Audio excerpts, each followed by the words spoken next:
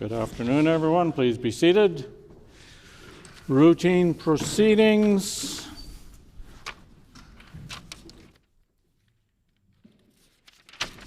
Introduction of bills. Committee reports. Tabling of reports. Ministerial statements. Member statements.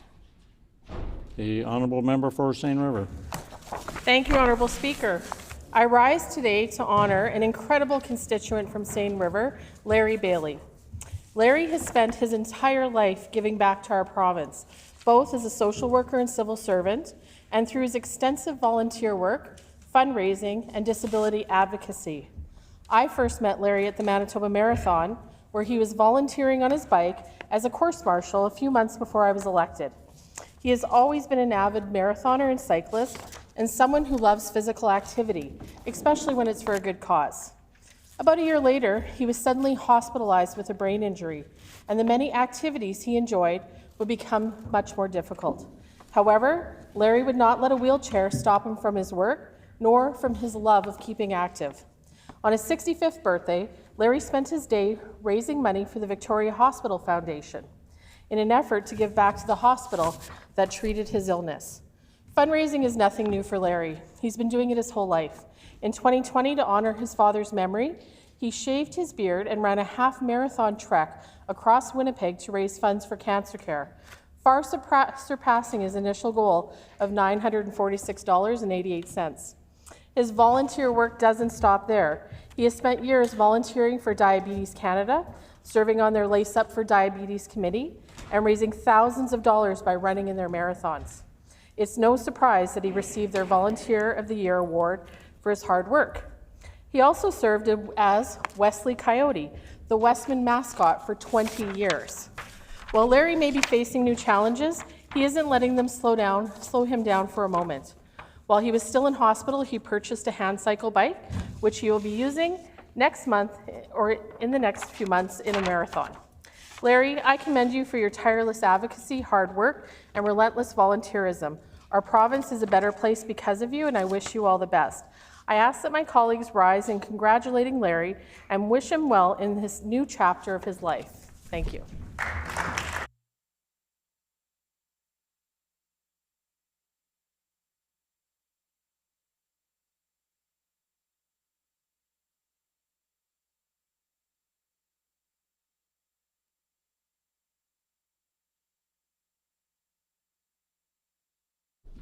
The Honourable Member for Selkirk.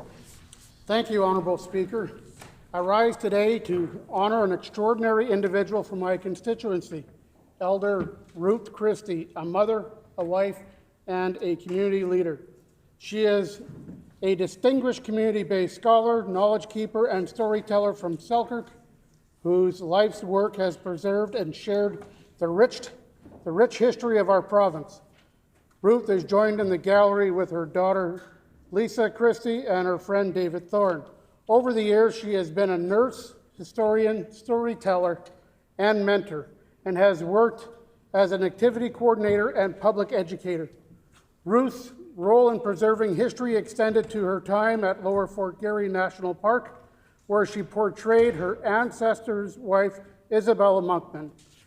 She was instrumental in renaming Monkman Creek, restoring a vital piece of our heritage. Ruth was named Selkirk and District Community Foundation Citizen of the Year in 2024 to the Order of Manitoba, and she is a member of the Order of Canada. She has received the Queen's Golden Jubilee Medal and Honorary Doctor of Laws from the University of Winnipeg. Ruth's dedication is also reflected in her published works and film appearances, most notably Loon Straits Through the Years, The Monkman Ancestry. Ruth's continued work with the University of Winnipeg, Selkirk Friendship Centre, and the Lord Selkirk School Division ensures that her legacy will inspire future generations. Thank you, Ruth, for your invaluable contributions to preserving our shared history. Please join me as we recognize the accomplishments of this fantastic lady.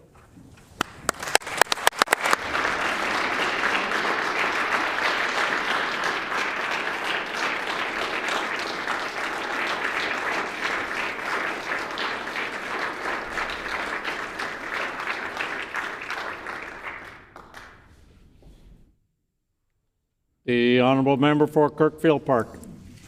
Honourable Speaker, today I rise to acknowledge the creative work of the St. James Assiniboia Norman Arts Group, which gathers primarily at Woodhaven Community Club in Kirkfield Park. Established in 1979 and home to more than 40 artists in West Winnipeg, the group was founded as a place for artists to share, practice, and progress in their personal study of visual art.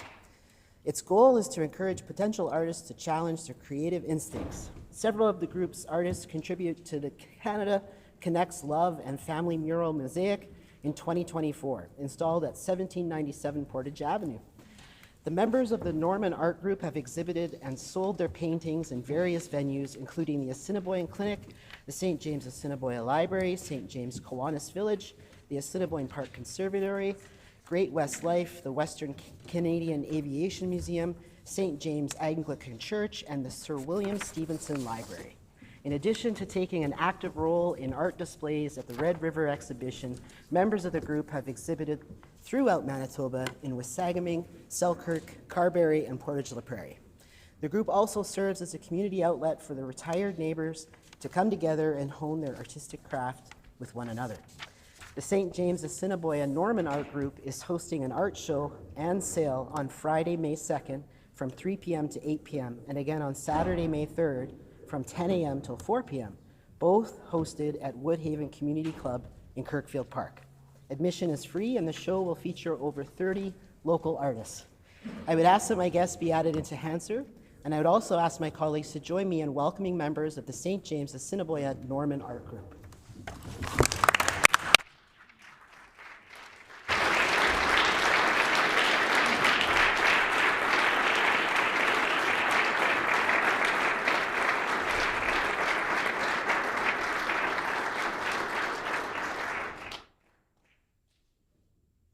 The Honourable Member for Portage la Prairie.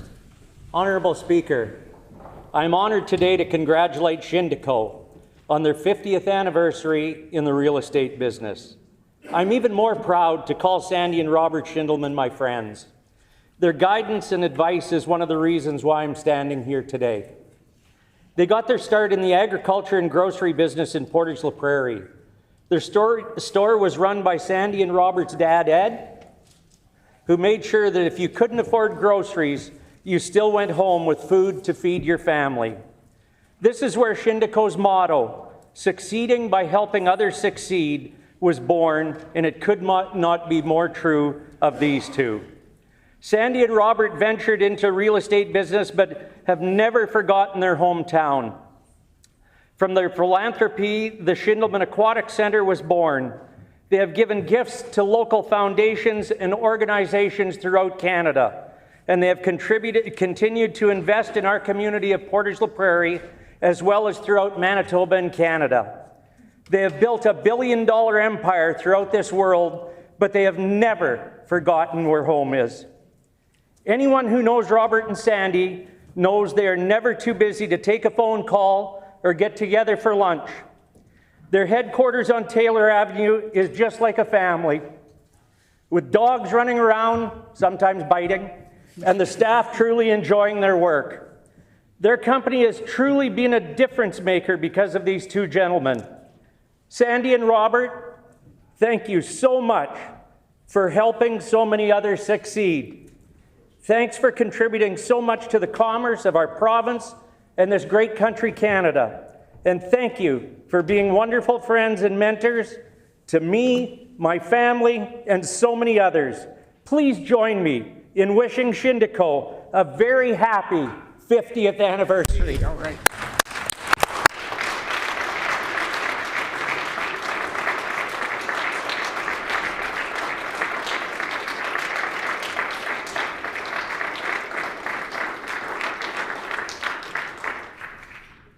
The Honourable Minister for Environment and Climate Change. Thank you, Honourable Speaker. Manitoba has had to face a changing landscape with unpredictable tariffs and attacks on our country. This is why we're siding with Manitoba and standing up against Trump. We're protecting jobs, strengthening our economy, and making life more affordable because we care about Manitobans.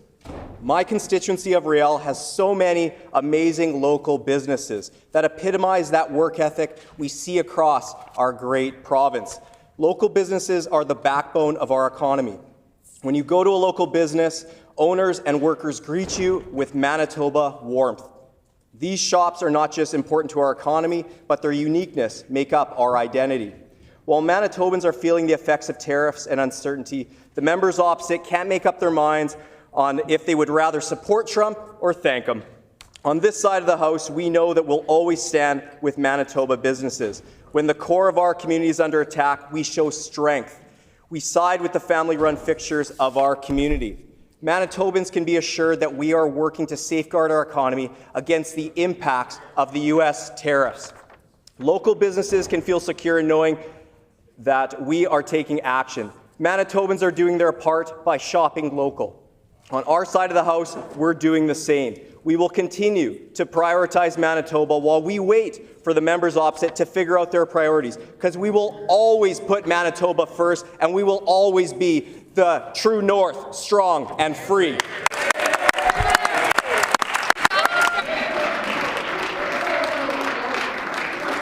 Order, please. Order, please.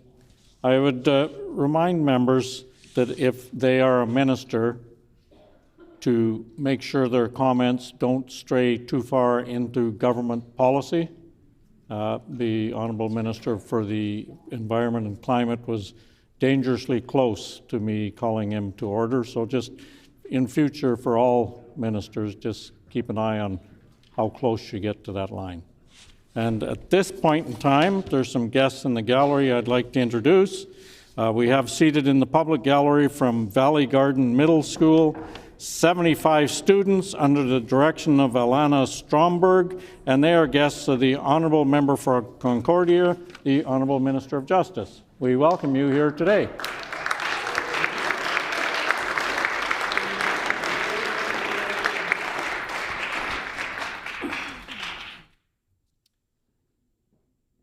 And now it's time for oral questions.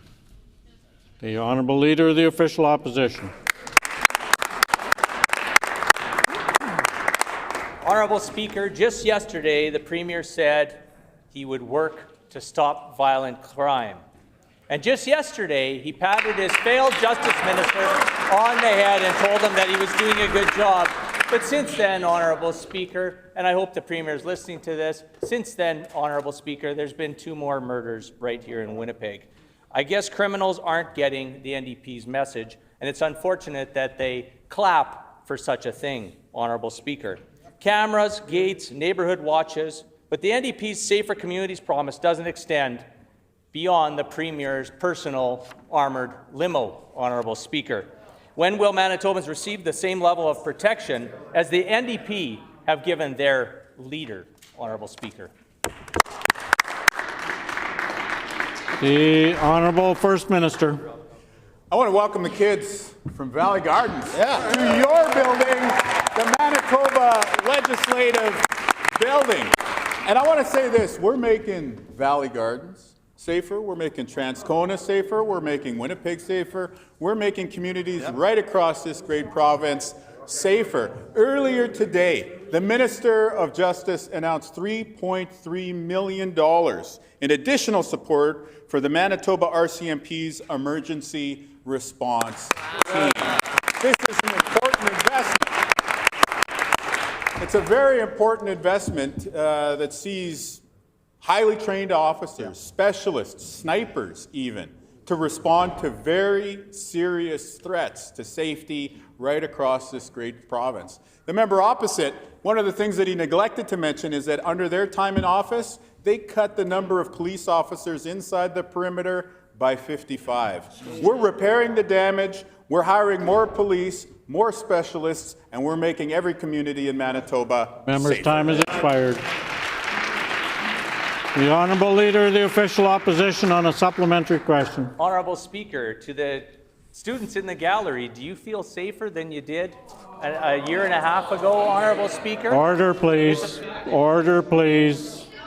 Order. the honourable member will remember that he's supposed to direct his questions through the chair, not to the opposition, not to people in the public gallery. The Honourable Leader of the Official Opposition. Well, Honourable Speaker, to the hundreds and thousands of Manitobans watching today, including possibly those in the gallery, do you feel safer today in Manitoba than you did a year and a half ago? And the answer is no, Honourable Speaker. It's because crime in Manitoba has gone significantly up. And it's because of this failed Justice Minister and this failed Premier. Every single initiative that they talk about, every single idea, every single promise has done nothing, Honourable Speaker, to stop the invasion by armed intruders of rural properties this weekend, and I table the photos for the Premier to check out. The date on these pictures is April 6th, literally just days ago. When can Manitobans expect real action to address the crime sweeping through our communities, because nothing they have done to date is working, Honourable Speaker? The Honourable First Minister. Well, that's not true at all. No. What we're doing in communities is hiring more police officers. That's right. When did the PCs start to oppose police? Yeah. I know that their interim leader just attacked the RCMP officers that work with me on a daily basis, but I would remind them that Heather Stephenson is the one who started the security detail here in Manitoba. And when it comes to the officers that we've hired through the Winnipeg Police Service and the RCMP, why do they criticize? These are people who put their lives on the line each and every single day. They don't need PCMLAs who put in 80 days of work a year to come in here and try and call them down. Yeah. That's right. Again, we're working with communities in schools as well. We've brought in a school food program so that no kid in Manitoba has to go to school on an empty stomach. That's right. That's how you keep Manitoba safer, not just today, but 10 years from now, 20 years from now, 30 years from now. The members opposite can continue to do their chirping on Facebook, but when it comes to law enforcement, time has expired. The Honourable Leader of the Official Opposition on a final supplementary question. Honourable Speaker, again, to the many Manitobans that are watching and are actually taking these questions and situations seriously, it was the NDP government, this Premier and his cabinet ministers that actually walked to defund the police, Honourable Speaker. In the McGregor property invasion, Honourable Speaker, there are 2 firearms, and I will be tabling the picture of the masked identities for the Premier to check out. These pictures are not from a Hollywood movie. These occurred just 120 kilometers from this very building. The NDP Solutions is encouraging Manitobans to barricade their homes and properties. Rural Manitobans have to hurry up and wait. The NDP are creating a 2-tier justice system, Honourable Speaker. Every justice announcement the NDP have made to date did nothing to prevent what these homeowners have experienced. Can the Premier look at these photos and tell the victims exactly how he has made them safer, Honourable Speaker? The Honourable First Minister. $3.3 million more for the RCMP's emergency response team. Yeah. That's an investment that we made today. We're talking about highly trained, specialized law enforcement officers. Some of them are snipers. It doesn't get more strong than that when it comes to responding to rural crime. What did the PCs do during their time in office, though?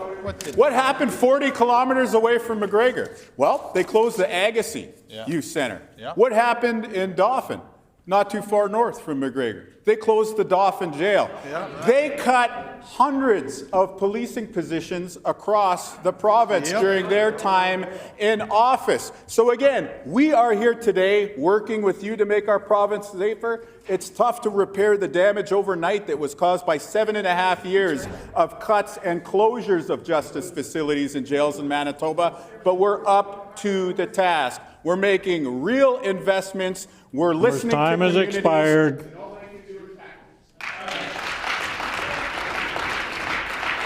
The Honourable Leader of the Official Opposition on a new question.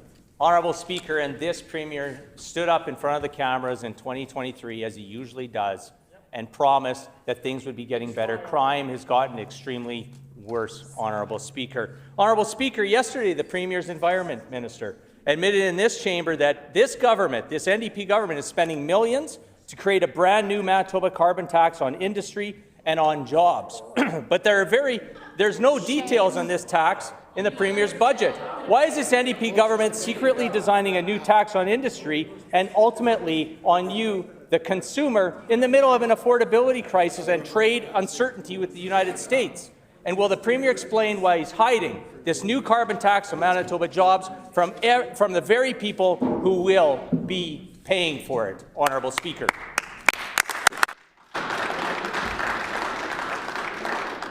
The Honourable First Minister. Oh, no. I'm the guy who cut the gas tax.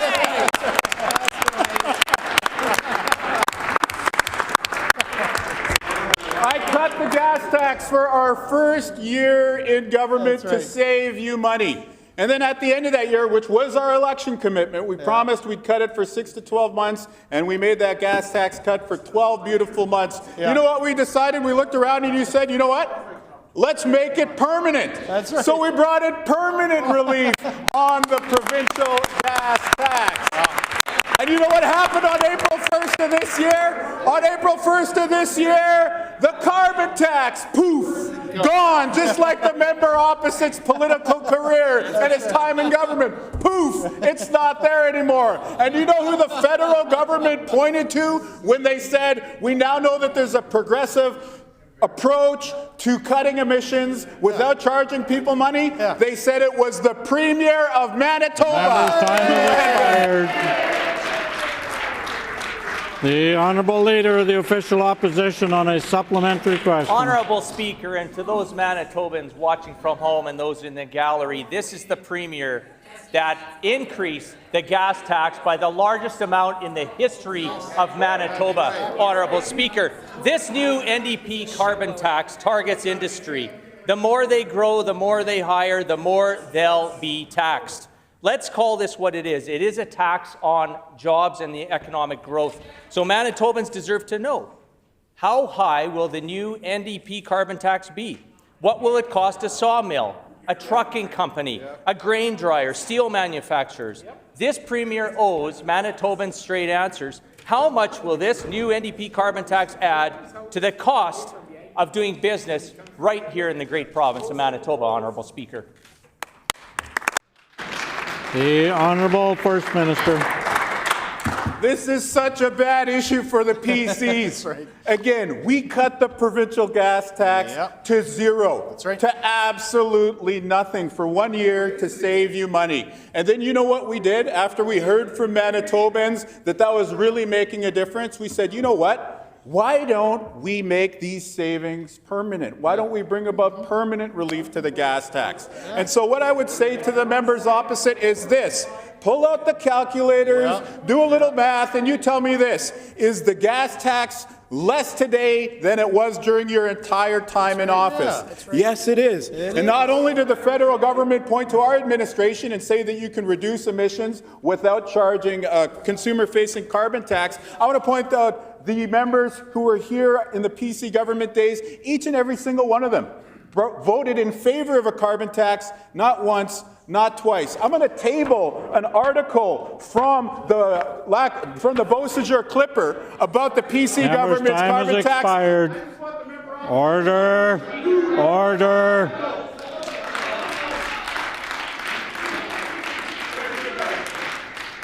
Order.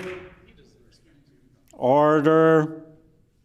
I just remind the First Minister that when the Speaker stands up and says your time's up, your time's up.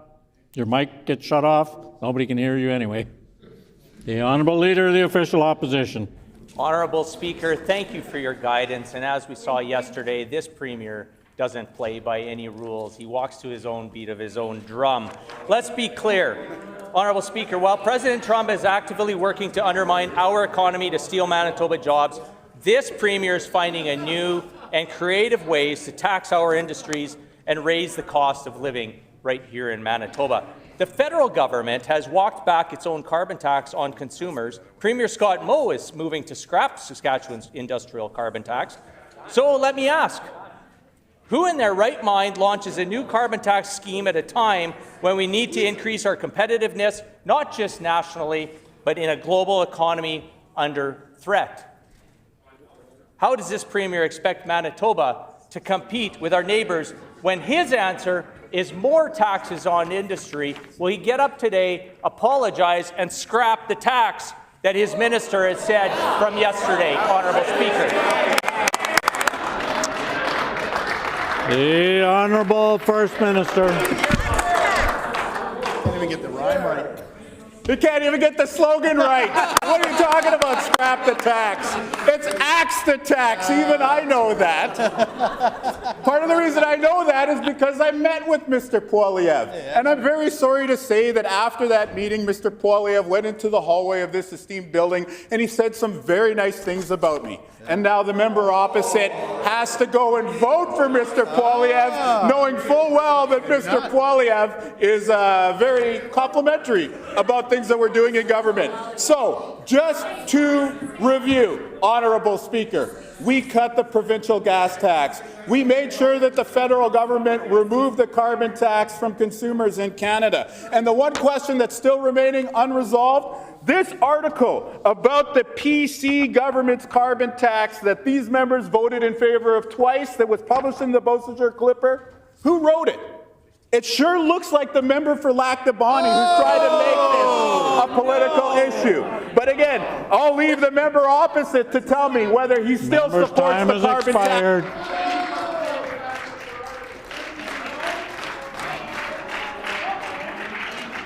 The Honourable Member for Lakeside. Honourable Speaker, this minister and their government is great at inflating their accomplishments while deflecting blame and passing the buck onto their all too frequent mistakes. They claim their education funding increases, but in reality, they amount to less than inflation. Interlake School Division received a 1% funding increase this year from the government, which is no increase at all. Can the minister explain why Interlake School Division has received a de facto funding cut this year? The Honourable Minister of Education and Early Childhood Learning. Thank you, Honourable Speaker, and I want to thank the member opposite for their question. It's been a full 2 weeks since the opposition education critic vacated his seat and left this failed party behind. They have yet to name an education critic. I'm not sure if it's the member opposite. If it is, I congratulate him. The fact is, Honourable Speaker, where they cut, we will build. That's right. That's right.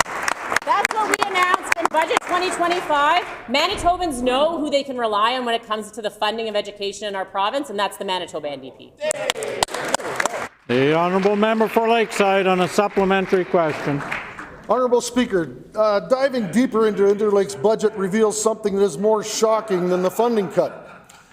It's the increased burden being placed on taxpayers. The municipal portion of Interlake School Division's budget indicates a 19.5% increase. This means that real out-of-pocket property taxes have increased dramatically under this government. Will the minister take responsibility for the financial strain their government has put on taxpayers? The Honourable Minister of Education and Early Childhood Learning. Thank you, Honourable Speaker, and I do take my role as Minister incredibly seriously, which is why we are so proud of the funding we've been able to provide school divisions, a $170 million increase in just our first 2 budgets, Honourable Speaker. This is funding.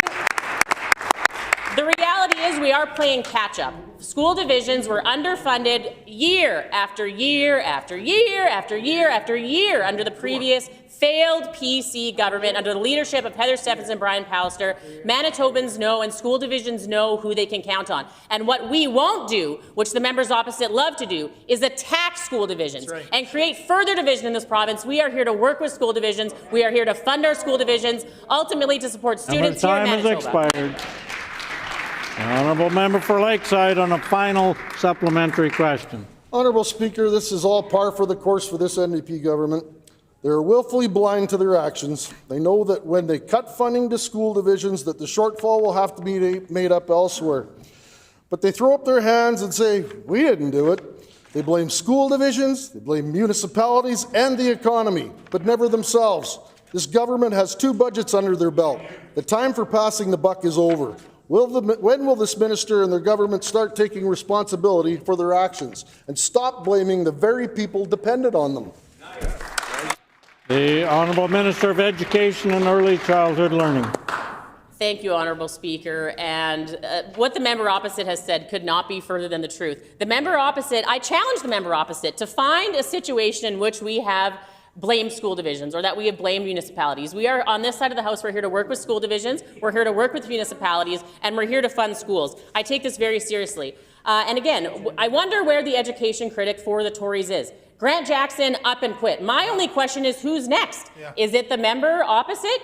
All the member opposite has to do is look to his right and see the member for Fort White thanking Donald Trump. Maybe he can look further to the right and see Wally riding a polar bear, which I will table for this House because I believe this is an important record for the province of Manitoba. Who does the member opposite stand with? That's right. Order, please. Order, please. Order. I would remind all members that when they're tabling documents, they shouldn't be waving them around like props. Just go ahead and table them. The Honourable Member for Midland. Honourable Speaker, leading economists are clear that a Canadian recession is now inevitable. The only questions are how long it will last and how deep it will cut. The Bank of Canada Q1 Business Outlook Survey and Survey of Consumer Expectations released yesterday shows business sentiment has fallen to its lowest level in years, while consumers are more worried about job security and inflation. I table that for the minister. 40% of Canadians are saying they are worse off than they were a year ago, and 1 in 5 cite housing costs as the top financial strain affecting their spending decisions. Yet this minister claims Manitobans will spend more into the economy while increasing their taxes and property taxes. Will this minister release his department's economic analysis as other provinces such as BC have done? The Honourable Minister of Finance. Honourable Speaker, there's no question we're facing challenges due to the Trump tariffs, but all I can say is thank God we do not have a Conservative government right now in Manitoba navigating that. We were very proud recently to release our Budget 2025, where we announced the way we're going to Trump-proof our economy with, first of all, $3.7 billion in capital investments. We're going to build this province. 11 schools, 3 PCHs, the Vic ER. We're going to build new energy infrastructure. We're getting the job done that the members opposite didn't do for 7.5 years. We know that that's the best way to grow our economy, protect jobs. We're going to create 18,000 jobs in Manitoba over the next year due to those investments. We're going to keep focusing on protecting our economy, protecting jobs, and we're not going to take any lessons from the members opposite. The Honourable Member for Midland on a supplementary question. This minister's budget failed to actually have the economic realities that Manitobans are facing. Economists for months have been warning about a possible economic recession, and they painted a rosy in-the-clouds picture as to what's to come. According to Stats Canada, under this minister's watch, since October of 2023, when he took office, almost 10,000 more Manitobans are unemployed. In addition, economists are forecasting 10% of Manitoba jobs will be directly impacted and vulnerable to the ongoing economic fallout. The BOS indicator fell in Q1, and the Bank of Canada survey has shown business confidence is down, and the worst may still be ahead, with a third of businesses anticipating an economic recession within the next 12 months. Investment plans, hiring intentions are all falling. I table another article. Expired. The Honourable Minister of Finance. Honourable Speaker, Manitobans can always count on this government to be transparent, and they know that that's very different than what they received for 7.5 years under the members opposite. They left Manitobans, as we've spoken about in this House many times, with a $2 billion hole. Yes. And we know that before they left, prior to the election, they misled Manitobans with their update July 28th, prior to the last election. And they did that, of course, to mischaracterize our fiscal position in the hopes that they could mislead Manitobans into somehow finding another path into government. They tried to fool Manitobans. They were dishonest. We've spoken of that. We had an independent accounting firm, MNP. This wasn't the NDP analysis that showed that out. It was an independent accounting firm that proved that they misled Manitobans. We will always be transparent. And we're The honourable member for Midland on a final supplementary question. It is so clear that this minister and this NDP government have no grasp on the economic realities that are facing Manitoba and Canadians today. It's now even more apparent that this NDP failed to address the economic storm that experts have been warning about for months. Economists are predicting massive impacts on hiring, waging, business investment, mortgage costs, yet this minister is still proposing to collect more in income taxes and more on housing property taxes. Manitobans are concerned they won't be able to make their mortgage payments and maybe not even afford their house. This NDP is completely out of touch with the economic realities that are facing Manitobans. This was not a tariff-proof budget. It was not a recession-proof budget. What is the minister going to do to support those Manitobans that are going to lose their homes and their jobs in the next coming months? The Honourable Minister of Finance. Honourable Speaker, we've $3.7 billion capital plan that's going to create 18,000 jobs in Manitoba. What are they talking about? We invested in NFI, Magellan. A new gold mine is opening up in Manitoba. A gold mine. We are creating jobs, and this budget will support that. It's a literal gold mine. A payroll tax cut. Going to create a more investable Manitoba. We brought in, of course, a permanent gas tax cut. We brought in forward investments in tourism to bring more people to Manitoba to see our beautiful province. We're getting the job done.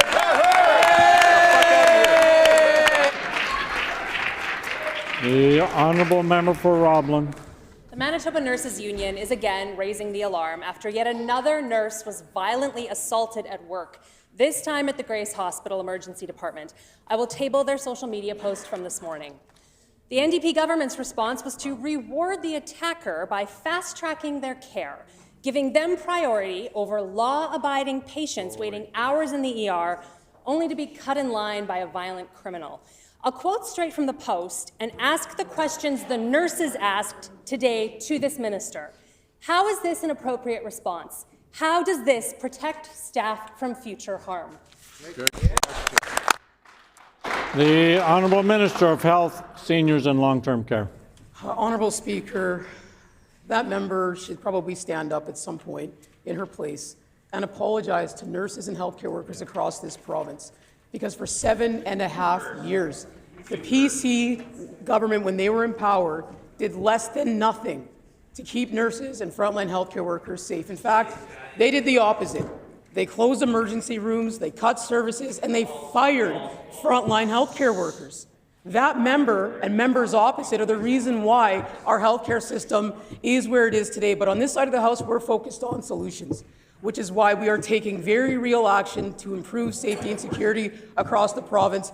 I'll share more about that in my next response. Right on. The honourable member for Roblin on a supplementary question. Well, that answer provided no comfort to nurses at Grace Hospital today. And while we're talking about ER wait times at the Grace, let's have a look at the most up-to-date data available, which I will also table. ER wait times at the Grace Hospital have spiraled out of control. The median wait time has increased by almost 2 hours compared to this time last year, and 1 out of 10 patients are now waiting an additional 5 hours before receiving care than they were a year ago. These are some of the worst wait times we've ever seen. How much worse does it have to get before the NDP take responsibility for their failures and stop making excuses? The Honourable Minister of Health, Seniors and Long-Term Care. Honourable Speaker, I have a question for that member. What did she think would happen to the healthcare system when she was advocating to close 3 major emergency rooms in Winnipeg? What did she think would happen when she was saying, you know what we should do in Manitoba? We should close 23 EMS stations across rural Manitoba. Wow. What was she thinking when she said, you know what we should do? We should fire hundreds of nurses and freeze the wages of healthcare workers. That member opposite has no credibility on healthcare because she is part of the reason our healthcare system struggles. That's right. That member on that side of the House would do better to stand up and apologize to Manitobans. On this side of the House, we're going to keep fixing the damage that she did. Member's time has expired. The honourable member for Roblin on a final supplementary Do question. better to take responsibility for their own record and put forward some solutions, because it's not just at the Grace. ER wait times have hit near 10-year highs all across Winnipeg. Wait times are up at HSC, St. Boniface, Children's, Victoria Urgent Care, putting patients at risk and overwhelming healthcare workers.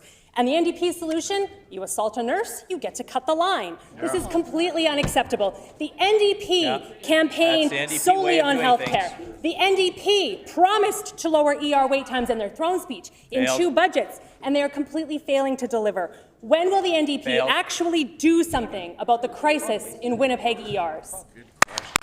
The Honourable Minister of Health, Seniors and Long-Term Care. Honourable Speaker, our government has added nearly 300 new beds fully staffed to the healthcare system. Here, here. We've added well over 1,255 net new healthcare workers. We have reopened emergency rooms closed by that member opposite and members in that caucus whose only focus was to cut and close and damage healthcare. On this side of the House, we are doing the very real work that Manitobans sent us here to do, and that is to fix the generational damage done to healthcare by that member and members on that side of the House. That's right. We are focused on fixing healthcare, repairing relationships that they damaged, and making sure that healthcare in our future is stronger than it's ever been. We're going to keep doing that Member's work time has every day. expired.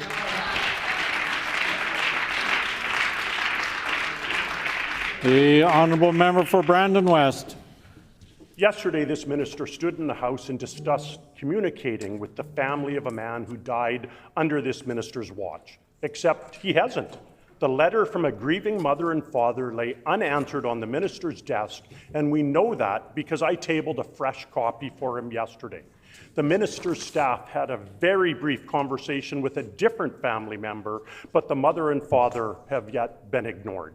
When the minister finds the time to answer this letter, I hope he finds the time to talk to the parents as well, since he wanted to pretend that yesterday he already had.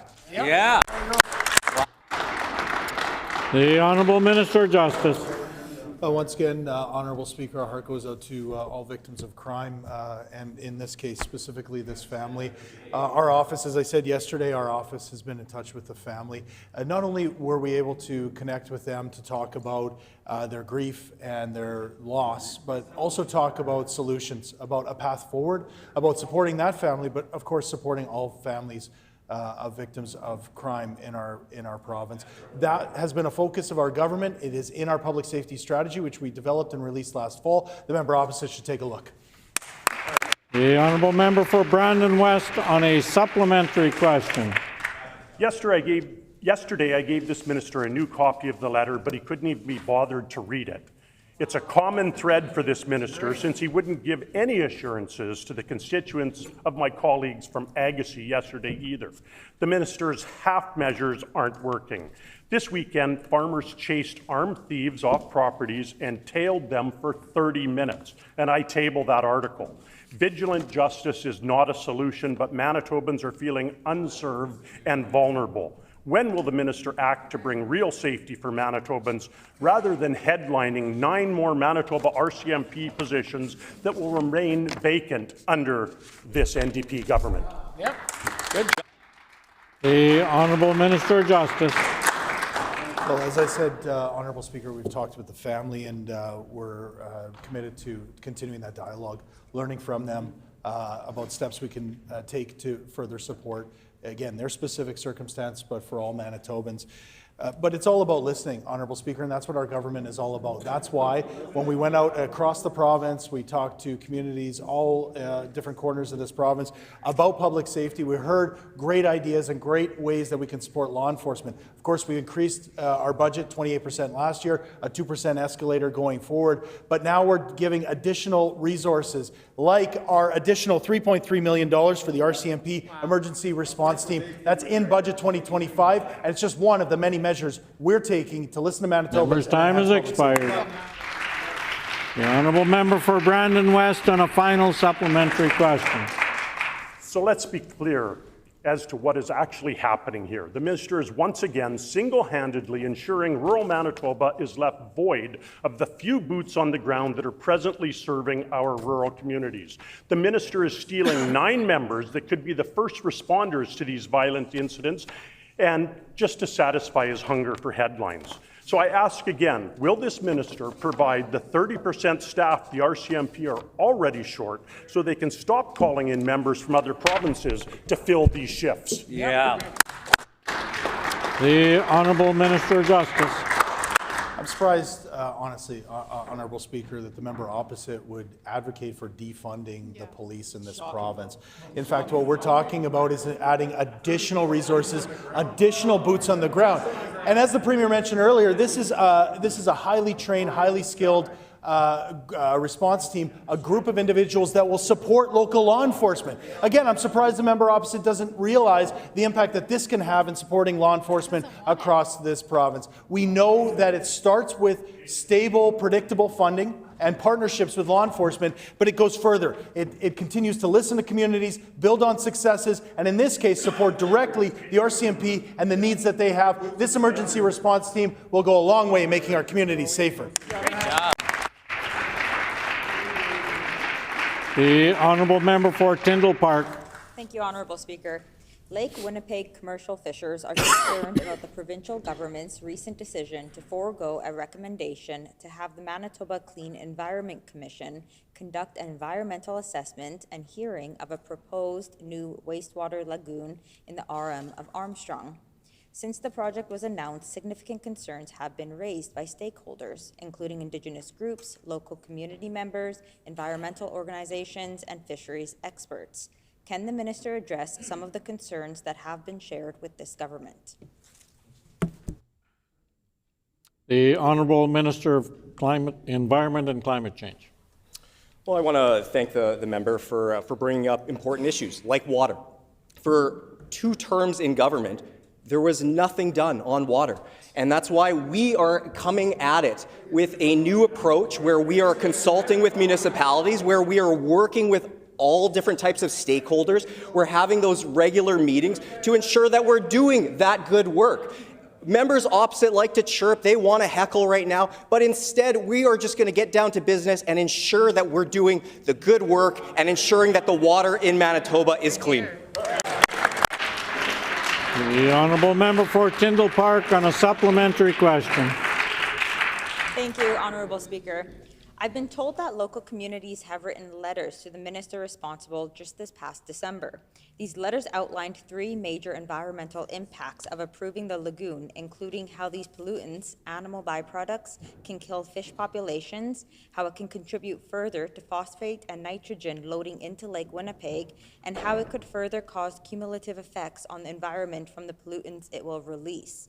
I table an article with these details. Honourable Speaker, who did this government consult with for this project? The Honourable Minister for Environment and Climate Change.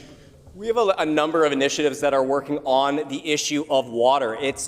We have incredible work done. We are very proud of the new Clean Environment Commission, which we recently announced, led by the incredible Amy Kraft. We are going to be so excited to let her do that good work on water, and we are going to continue to work with stakeholders across the province. So we have no issue with that. We are going to crisscross the province and ensure that we're working with all municipalities to get these decisions right. The Honourable Member for Tyndall Park on a final supplementary question. Honourable Speaker, concerned citizens have requested halting the approval of this project until further consultation has taken place with Indigenous groups, local communities, environmental organizations, and fisheries experts. Will this government agree to hold off on approving the lagoon until these appropriate consultations have taken place? The Honourable Minister for Environment and Climate Change. One of the things that I can say is that consultation and actually listening, unlike members opposite, to different stakeholders, to different community groups, to those people that are in those communities is incredibly important, and that's exactly what we are going to do. We are always willing to listen to those people that are going to be affected, including First Nations, including different communities, and we will listen to experts and scientists, unlike members opposite, for 2 terms. The Honourable Member for St. Boniface. Honourable Speaker, great news. Whiteout street parties are coming back to downtown Winnipeg. With the Jets at the top of their game, Manitobans are ready to get together to celebrate and to cheer on the best team in the NHL, the Winnipeg Jets. Manitobans are ready. The Jets are ready. It's time to show our pride in our team, our city, our province, and our country. Can the Premier please share more about this exciting news and invite all Manitobans to join us as we cheer on the Winnipeg Jets at the Whiteout street parties? Yeah. The Honourable First Minister. I want to thank my colleague from St. Boniface for this timely, hockey-loving question. Hey. Thank you so much. The Winnipeg Jets are the best team in hockey, and Winnipeg is the best hockey town in the league, and Manitoba is the #1 hockey jurisdiction, bar none, anywhere in the entire world. This year, we get another chance to prove it. Every single Winnipegger, every single Manitoban is invited to come to downtown Winnipeg for the Whiteout street parties. I was very, very proud to be there with Mayor Scott Gillingham, with the Winnipeg Jets organization, and many Winnipeg Jets superfans, including Dancing Gabe, to invite you all downtown to cheer on our Winnipeg Jets as they go on a long, illustrious, amazing run through the NHL playoffs. This is one thing that unites every single Manitoban. That's right. Except, of course, for the PCs who oppose the downtown.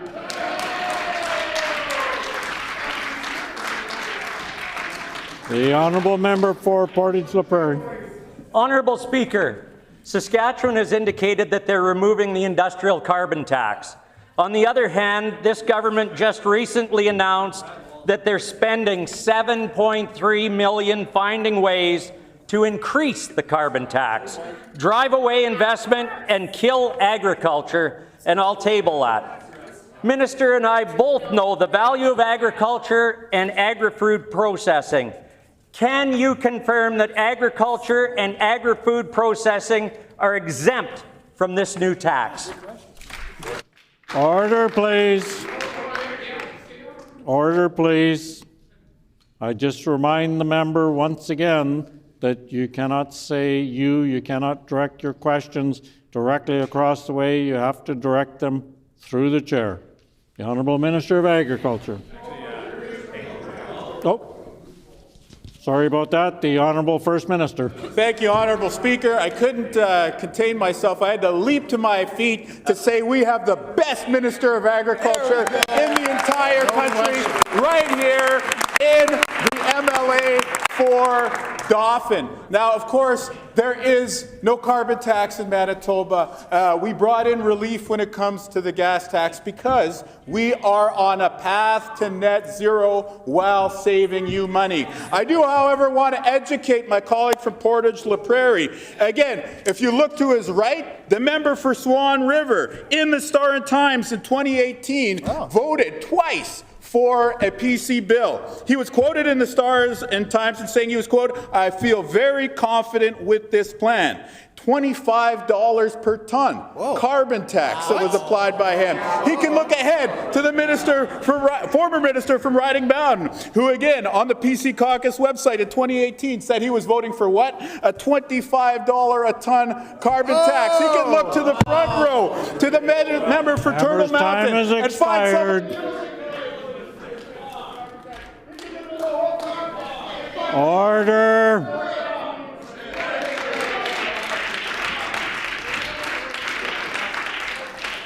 Once again, remind the Premier that when the Speaker stands up and says your time is done, you're supposed to sit down. The time for question period has expired. Petitions. The Honourable Member for Brandon West. Well, thank you, Honourable Speaker. I wish to present the following petition to the Legislative Assembly of Manitoba. The background to this petition is as follows. Number one, Kelly Verway, a beloved young woman from Portage La Prairie, Manitoba, was tragically killed in a car crash caused by a repeat violent offender with a long criminal history. Number two, despite repeated violations of his bail conditions, the offender was free to roam the streets and to ultimately claim Kelly's life. This tragedy was entirely preventable. Number three, while the criminal code falls under federal jurisdiction, provinces have been given the responsibility for the administration of justice, allowing for meaningful provincial action on bail reform to ensure public safety. Number four, other provinces have taken proactive steps to strengthen bail enforcement, but Manitoba has not used all of the available tools to address this issue effectively. Number five, the provincial government has the ability and the responsibility to advocate for and implement measures that protect its citizens by ensuring that repeat violent offenders are not released into our communities without proper safeguards. Number six, immediate action is required to close gaps in the justice system that allow dangerous criminals to remain free, which puts innocent Manitobans at risk. We petition the Legislative Assembly of Manitoba as follows. Number one, to urge the provincial government to take immediate and decisive action on bail reform to address serious deficits in enforcement by utilizing all available provincial mechanisms to strengthen warrant enforcement, increase bail supervision, and opposing release of offenders, thus ensuring that repeat violent offenders are held accountable and that public safety is prioritized over leniency. And number two, to urge the provincial government to lobby the federal government to immediately repeal provisions of the criminal code that allow for the continued victimization of law-abiding Manitobans while granting repeat offenders additional rights. This petition has been signed by Francine Nelson, Kevin Nelson, Kim Score, and many, many other fine Manitobans. The Honourable Government House Leader. The Honourable Government House Leader on House Business. Pursuant to Rule 34(11), I am announcing that the private member's resolution to be considered on the next Tuesday of private member's business will be one put forward by the Honourable Member for Tyndall Park.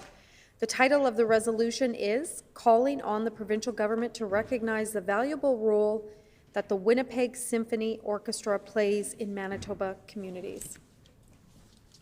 It has been announced that pursuant to Rule 34(11) that the private member's resolution to be considered on the next Tuesday of private member's business will be the one put forward by the Honourable Member for Tyndall Park. The title of the resolution is Calling on the Provincial Government to Recognize the Valuable Role that the Winnipeg Symphony Orchestra plays in Manitoba communities.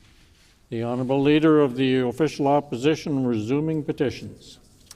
Thank you, Honourable Speaker. I wish to present the following petition to the Legislative Assembly of Manitoba, and the background to this petition is as follows. Number 1, Kelly Verwey, a beloved young woman from Portage la Prairie, Manitoba, was tragically killed in a car crash caused by a repeat violent offender with a long criminal history. Number 2, despite repeated violations of his bail conditions, the offender was free to roam the streets and to ultimately claim Kelly's life. This tragedy was entirely preventable. Number 3, while the criminal code falls under federal jurisdiction, provinces have been given the responsibility for the administration of justice, allowing for meaningful provincial action on bail reform to ensure public safety. Number 4, other provinces have taken proactive steps to strengthen bail enforcement, but Manitoba has not used all of the available tools to address this issue effectively. Number 5, the provincial government has the ability and the responsibility to advocate for and implement measures that protect its citizens by ensuring that repeat violent offenders are not released into our communities without proper safeguards. Number 6, immediate action is required to close gaps in the justice system that allow dangerous criminals to remain free, which puts innocent Manitobans at risk. We petition the Legislative Assembly of Manitoba as follows. Number 1, to urge the provincial government to take immediate and decisive action on bail reform to address serious deficits in enforcement by utilizing all available provincial mechanisms to strengthen warrant enforcement, increasing bail supervision, and opposing release of offenders, thus ensuring that repeat violent offenders are held accountable and that public safety is prioritized over leniency. And number 2, to urge the provincial government to lobby the federal government to immediately repeal provisions of the criminal code that allow for the continued victimization of law-abiding Manitobans while granting repeat offenders additional rights. Honourable Speaker, this petition is signed by A. Sherp, A. Van Dyne, K. Vivier, and many other fine Manitobans. Honourable Speaker. The honourable member for Roblin. Thank you, Honourable Speaker. I wish to present the following petition. The background to this petition is as follows. Phoenix School, a kindergarten to grade 5 school located in Headingley, has experienced consistent enrollment growth over the last several years. Enrollment is expected to reach 275 students in the next 2 years. Because the school is now over capacity, the school division has had to install portable classrooms on site as of fall 2024. For several consecutive years, the top capital priority of the St. James Assiniboia School Division has been the renovation and expansion of Phoenix School.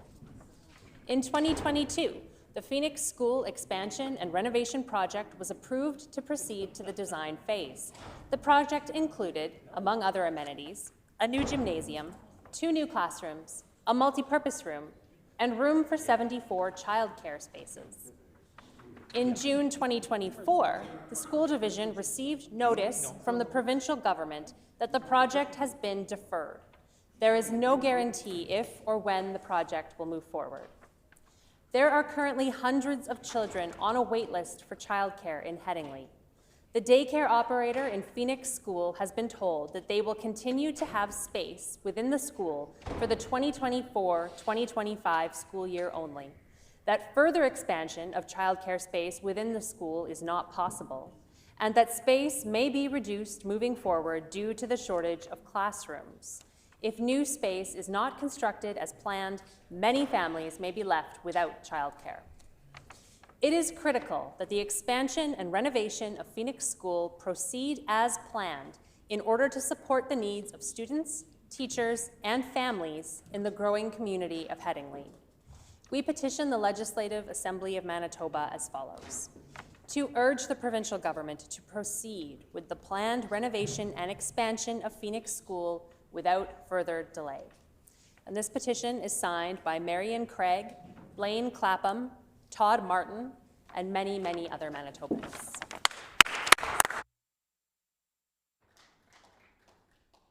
Member for St. Boniface. Honourable Speaker, I wish to present the following petition to the Legislative Assembly. The background to this petition is as follows. The Winnipeg Foundation Act was amended by the Legislative Assembly of Manitoba in 2011, but in the ensuing years, changes in the method of governance of the Winnipeg Foundation Board have necessitated an update to the Act.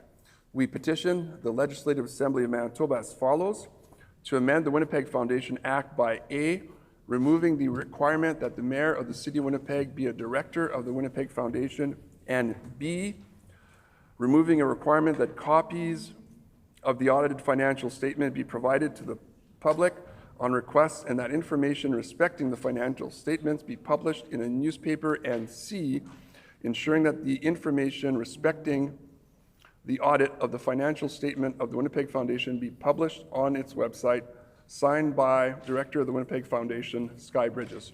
Thank you.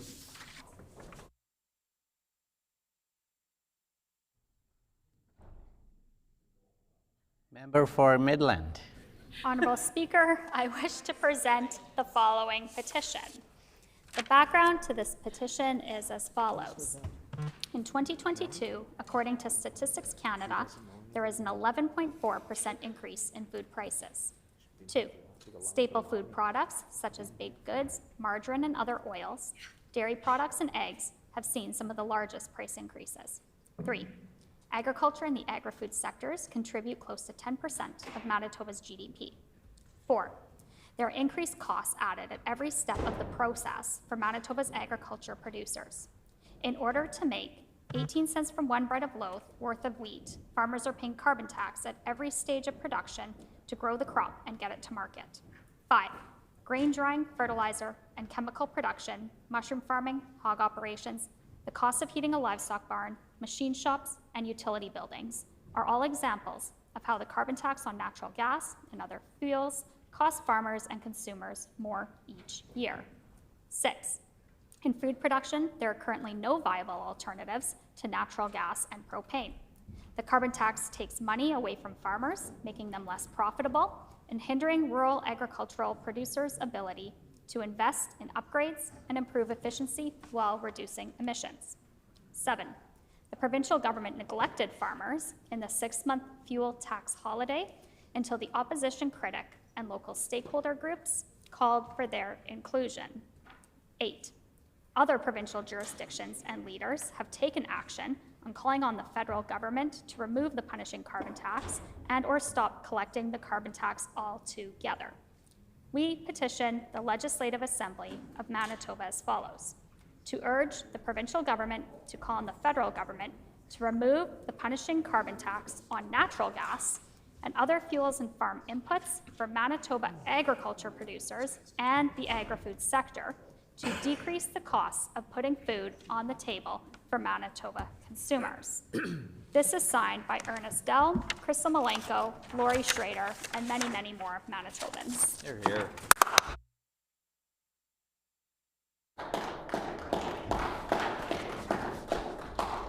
Member for Portage La Prairie. Thank you, Honourable Deputy Speaker. I wish to present the following petition. The background of this petition is as follows. On May 1st, 2022, Jordan Reimer, 24 years of age, was killed by an impaired driver while she was acting as a designated driver. Number 2, there are 2 people legally culpable for her death: the impaired driver and the accomplice. The driver was charged, but the second criminal, the accomplice, has not been held accountable. Number 3, a concerned citizen took the keys from the impaired driver earlier in the evening to ensure he could not drive impaired. The accomplice retrieved the keys from the citizen under false pretenses and knowingly provided the impaired driver with access to the vehicle. Number 4, the Winnipeg Police Service investigation provided adequate evidence to meet the charging standard and recommended charges be laid against this accomplice. The Crown prosecutor declined to prosecute the accomplice. Number 5, the family of Jordan Reimer has called for the prosecution of the accomplice and that decision to not prosecute be reviewed independently. Number 6, as recently as 2022, there is a precedent to refer criminal files of decision to not proceed with prosecution to extra-provincial departments of justice for review. This was done with the Peter Nygaard file, which ultimately led to a reversal in the decision to not prosecute, and charges were laid. Number 7, an out-of-province review is supported by MAD Canada, MAD Manitoba, and by Manitobans. Number 8, the family has exhausted every avenue within the existing system, and in the absence of prescribed process, when a disagreement exists on charging standards, the only option is to request an independent out-of-province review. Number 9, in December 2024, the Winnipeg Police Service reported an alarming number of impaired drivers in the holiday check stop program. Extending criminal culpability beyond the driver to those who engage in overt actions to facilitate impaired driving will save lives. Number 10, Manitoba deserves to have confidence in the provincial government and the justice systems to make decisions that achieve true justice for victims and their families. We petition the Legislative Assembly of Manitoba as follows: to urge the provincial government to order an out-of-province review of the prosecutor's decision to not prosecute the accomplice in the death of Jordan Reimer. This is signed by Jessica Gusperchuk, Michelle Hildebrand, Tracy Moore, and many, many more Manitobans. Thank you.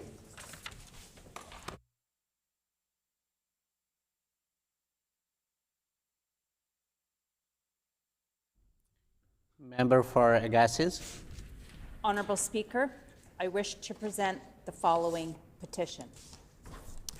To the Legislative Assembly of Manitoba. The background to this petition is as follows. Provincial Trunk Highway 34, PTH 34, is a 2-lane provincial primary highway that runs from the U.S. border, where it meets with ND 20 to PTH 16 at the town of Gladstone. Number 2, PTH 34 runs north-south in the south-central region of the province. It is the main highway for the towns of Crystal City, Pilot Mound, and Holland, serving as a main corridor for semi-trailers, farm equipment, daily drivers, and local school bus routes. Number 3, a new bridge is currently being constructed over the Assiniboine River at PTH 34, north of Holland, in the RM of Victoria. The bridge serves as an important north-south link over the Assiniboine River between the Trans-Canada Highway and PTH 2. Number 4, the deterioration of PTH 34 has raised major concerns due to its narrow shoulders and numerous deep potholes that pose serious safety risks, considering farmers often need to use the highway to transport heavy equipment. Number 5, construction of a new bridge in accordance current design codes and the RTAC standard located on PTH 34 crossing the Assiniboine River will support trade and commerce and improve public safety in the area, and also accommodate flood events on the Assiniboine River. We petition the Legislative Assembly as follows: to urge the provincial government to address the conditions of Provincial Trunk Highway 34, making the necessary upgrades to RTAC standard, and to resurface the road once the new bridge has been completed. This petition has been signed by Rod Bourne, Tim Reimer, and Wayne Early, and many more Manitobans. Thank you.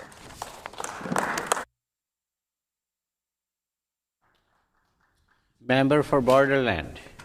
Honourable Speaker, I wish to present the following petition to the Legislative Assembly of Manitoba. The background to this petition is as follows. Number one, small businesses are vital in supporting their local economy, and the provincial government has a responsibility to act and support them.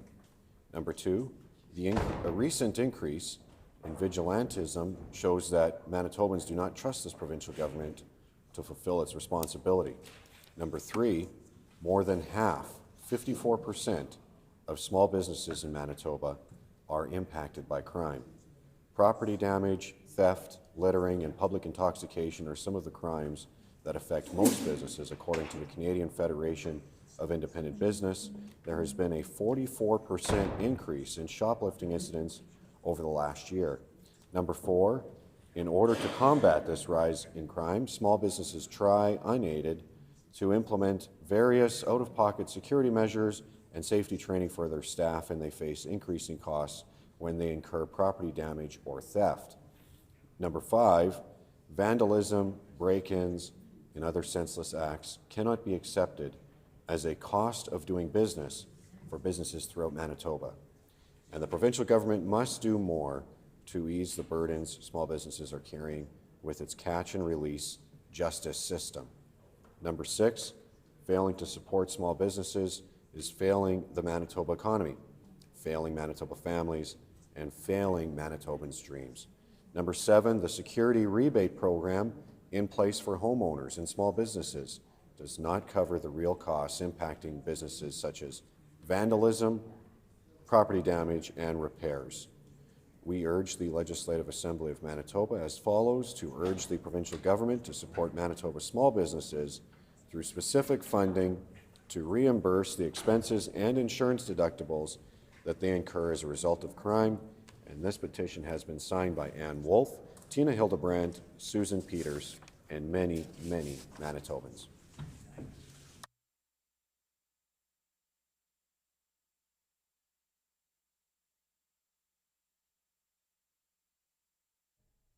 Member for Tyndall Park. Thank you, Honourable Speaker. I wish to present the following petition. The background to this petition is as follows. The Manitoba Highways Department has expressed a desire to have the Centre Port Canada Way to Chief Peguis Trail extension developed to follow Klimkey Road with a termination point on Centre Port Canada Way.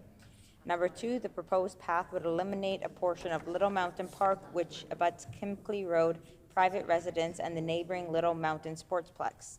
Number three, although located in the RM of Rosser, Little Mountain Park is one of Winnipeg's valuable green spaces, located within the perimeter highway boundary, and is the only significant green space in the northwestern sector of the city.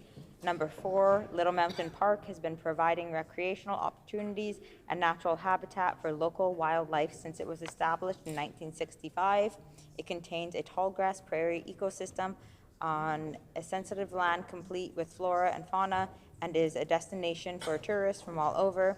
Number five, the impact of the growing industrial port and the resilient redirected traffic through this area would not only disrupt access to the nearby sportsplex and golf course with an additional heavy traffic, but would also pose environmental threats and disrupt local wildlife in nearby Little Mountain Park. Number six, the province of Manitoba has a stated responsibility to protect the environment and green spaces for the benefit of all Manitobans with policies and legislation that support economic development, investment, trade, and natural resources, and the conservation of species and ecosystems to conserve these precious resources for future generations. Number seven, the encroachment of the proposed highway must be considered a threat to the Little Mountain Park designated ecosystem. Number eight, an earlier proposal utilized a different route that followed the existing Old Sturgeon Road footprint, circumventing Little Mountain Park and the Sportsplex while still providing suitable access to the industrial area with a termination point between Mullard Road and Jefferson Avenue. We petition the Legislative Assembly of Manitoba as follows: to urge the provincial government to recognize Little Mountain Park as an at-risk ecosystem and as a potential ecosystem preservation zone.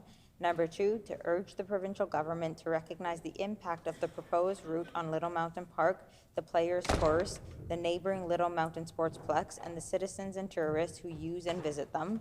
And number 3, to urge the provincial government to seek an alternate route that would avoid the area while still providing adequate ingress and egress to the Centreport Canada Way, such as the Old Sturgeon Road route, to avoid expropriating land unnecessarily. This petition has been signed by many Manitobans.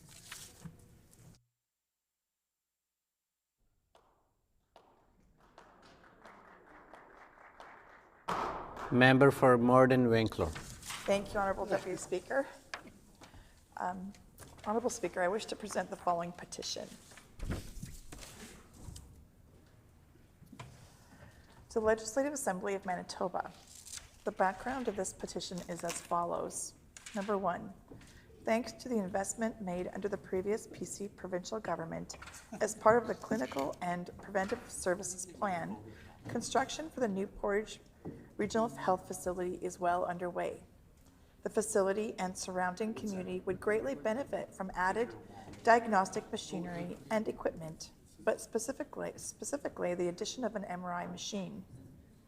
Number 2, an MRI machine is a non-invasive medical imaging technique that uses the magnetic field and computer-generated radio waves to create detailed images of organs and tissue in the human body. It is used for disease detection, diagnosis, and treatment monitoring. Number 3, Portage La Prairie is centrally located in Manitoba and is on the number 1 highway in the Southern Health Santé Sud Health Authority. Currently, there is only 1 MRI machine in the RHA. Number 4, an MRI machine located in the Portage Regional Health Facility will reduce transportation costs for patients, as well as reduce the burden on stretcher service and ambulance use. It will bring care closer to home and reduce wait times for MRI scans across the province. Number 5, located around Portage La Prairie are the Dakota Teepee, Dakota Plains, Sandy Bay, and Long Plains First Nation reserves.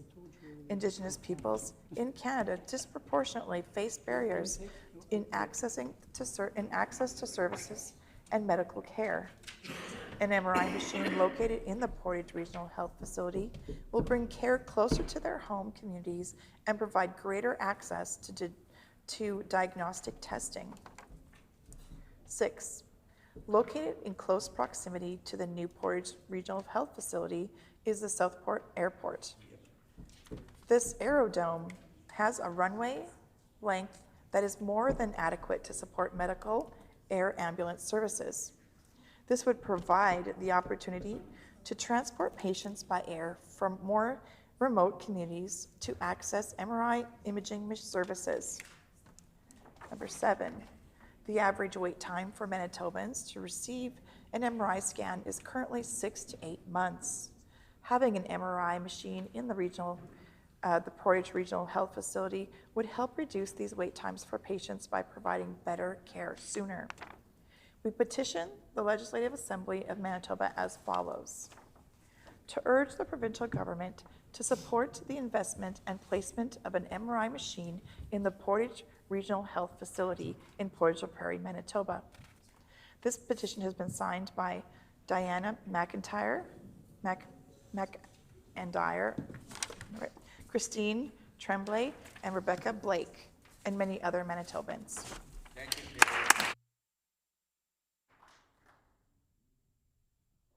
Member for Interlake Gemley. Thank you, Honourable Deputy Chair. And I think I've forgotten to congratulate you. So congratulations on your appointment. But I do wish to petition the following.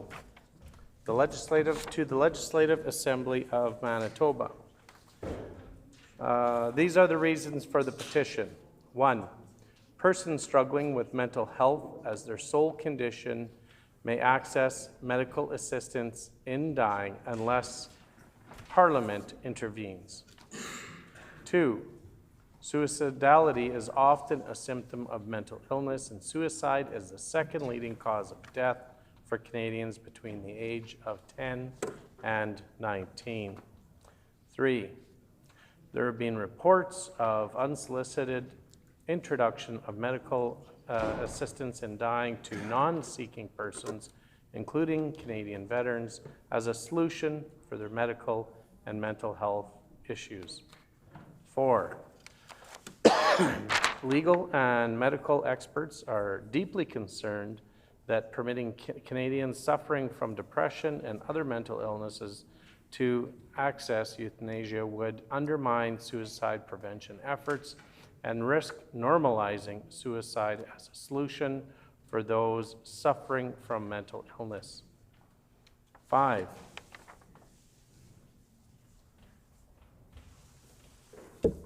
the federal government is bound by the Charter of Rights and Freedoms to advance and protect the life, liberty, and security of its citizens. 6, Manitobans consider it a priority to ensure that adequate supports are in place for the mental health of all Canadians.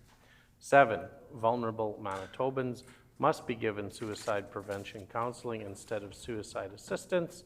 8, the federal government should focus on increasing mental health supports to provinces and improve access to these supports instead of offering medical assistance in dying for those with mental illness. We petition the Legislative Assembly of Manitoba as follows. 1, to urge the provincial government to lobby the federal government to stop the expansion of medical assistance in dying to those for whom mental illness is the sole condition. 2, to urge the provincial government to lobby the federal government to protect Canadians struggling with mental illness by facilitating treatment, recovery, and medical assistance in living, not death. This petition is signed by Kaylee Specula, Juliana Roberts, Brett Johnson, and many, many other fine Manitobans. Thank you, Honourable Chair.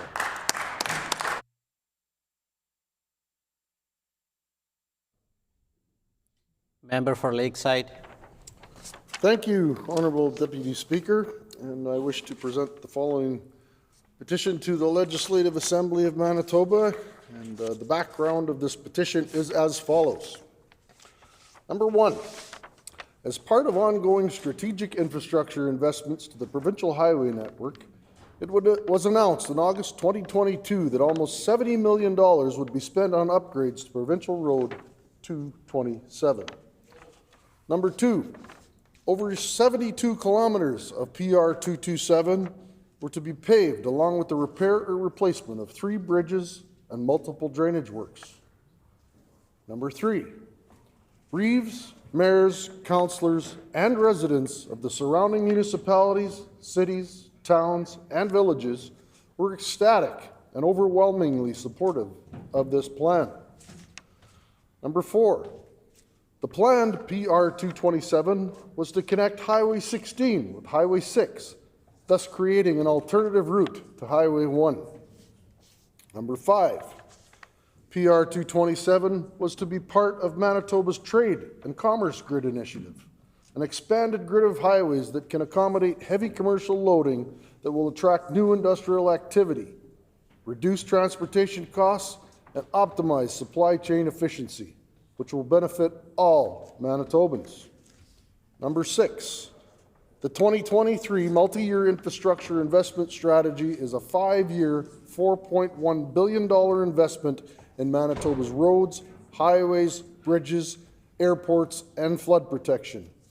The paving of PR 227 was part of this strategy.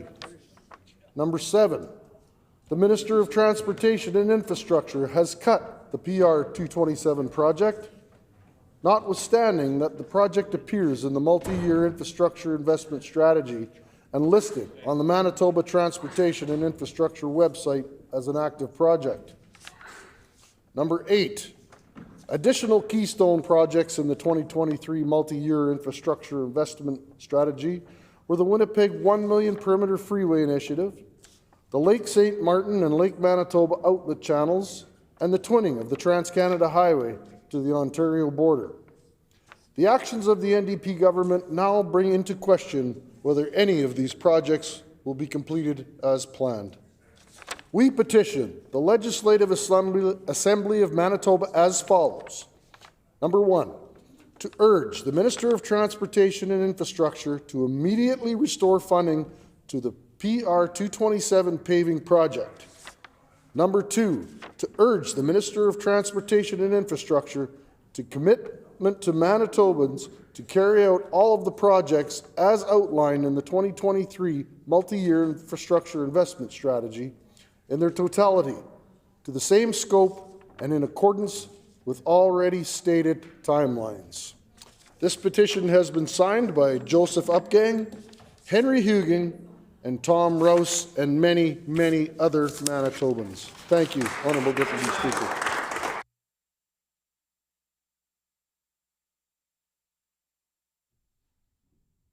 Member for Selkirk. Thank you, Honourable Deputy Speaker. I wish to present the following petition to the Legislative Assembly of Manitoba.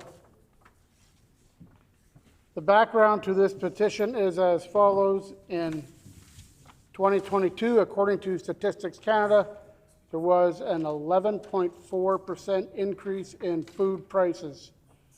2, staple food prices such as baked goods, margarine and other oils, dairy products, and eggs have seen some of the largest price increases.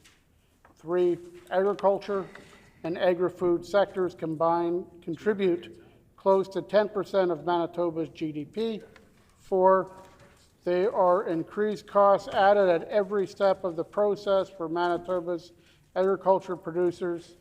In order to make just 18 cents from 1 loaf worth of wheat, farmers are paying carbon tax at every stage of production to grow the crop and to get it to market. 5, grain drying, fertilizer and chemical production, mushroom farming, hog operations, the cost of heating a livestock barn, machine shop, and utility buildings are all examples of how carbon tax on natural gas and other fuels cost farmers and consumers more each year. 6, in food production, there are currently no viable alternatives to natural gas and propane. The carbon tax takes money away from farmers, making them less profitable and hindering rural agricultural producers' ability to invest in upgrades and improve efficiency while reducing emissions. 7, the provincial government neglected farmers in the 6 months fuel tax holidays until the opposition critic and local stakeholder groups called for their inclusion. 8, other provincial jurisdictions and leaders have taken action on calling on the federal government to remove the punishing carbon tax and or stop collecting the carbon tax altogether. We petition the Legislative Assembly of Manitoba as follows. To urge the provincial government to call on the federal government to remove the punishing carbon tax on natural gas and other fuels from farm inputs and Manitoba agriculture producers and the agri-food sector to decrease the cost of putting food on the table for Manitoba consumers. This petition has been signed by Barry Harash, Rick Rivers, Bill Mullard, and many other fine Manitobans.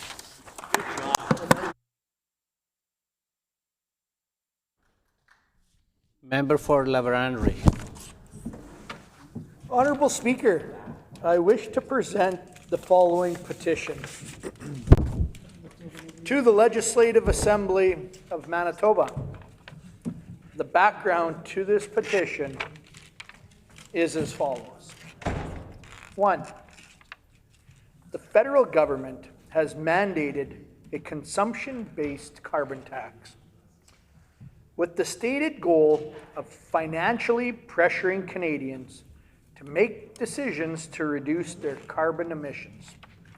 2, Manitoba Hydro estimates that even with a high-efficiency furnace, the carbon tax is costing the average family over $200 annually, even more for those with older furnaces.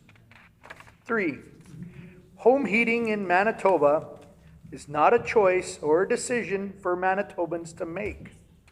It is a necessity of life, with an average of almost 200 days below 0 degrees Celsius annually.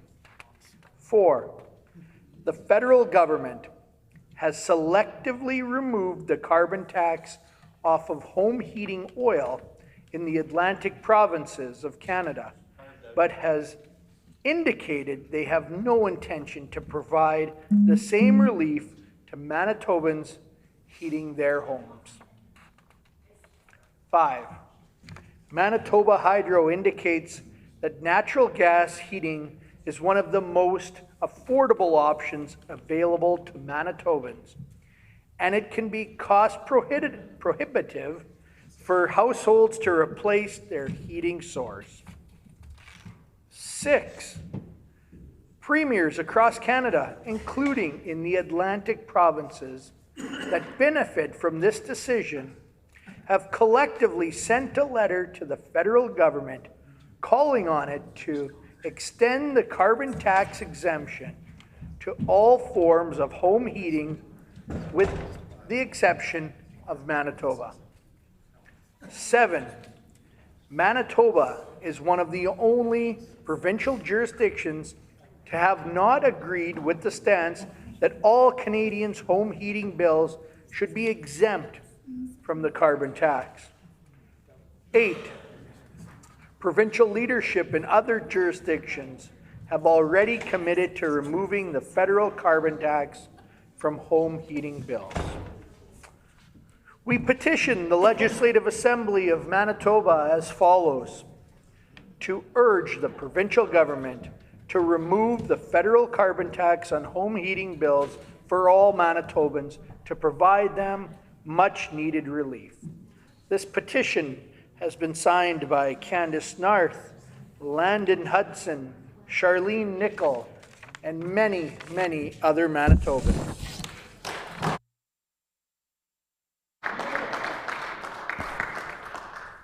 Member for Red River North. Thank you, Honourable Deputy Speaker, and I wish to present the following petition to the Legislative Assembly of Manitoba. The background to this petition is as follows. Number 1, Kelly Verwey, a beloved young woman from Portage La Prairie, Manitoba, was tragically killed in a car crash caused by a repeat violent offender with a long criminal history. Number 2, despite repeated violations of his bail conditions, the offender was free to roam the streets and to ultimately claim Kelly's life. This tragedy was entirely preventable.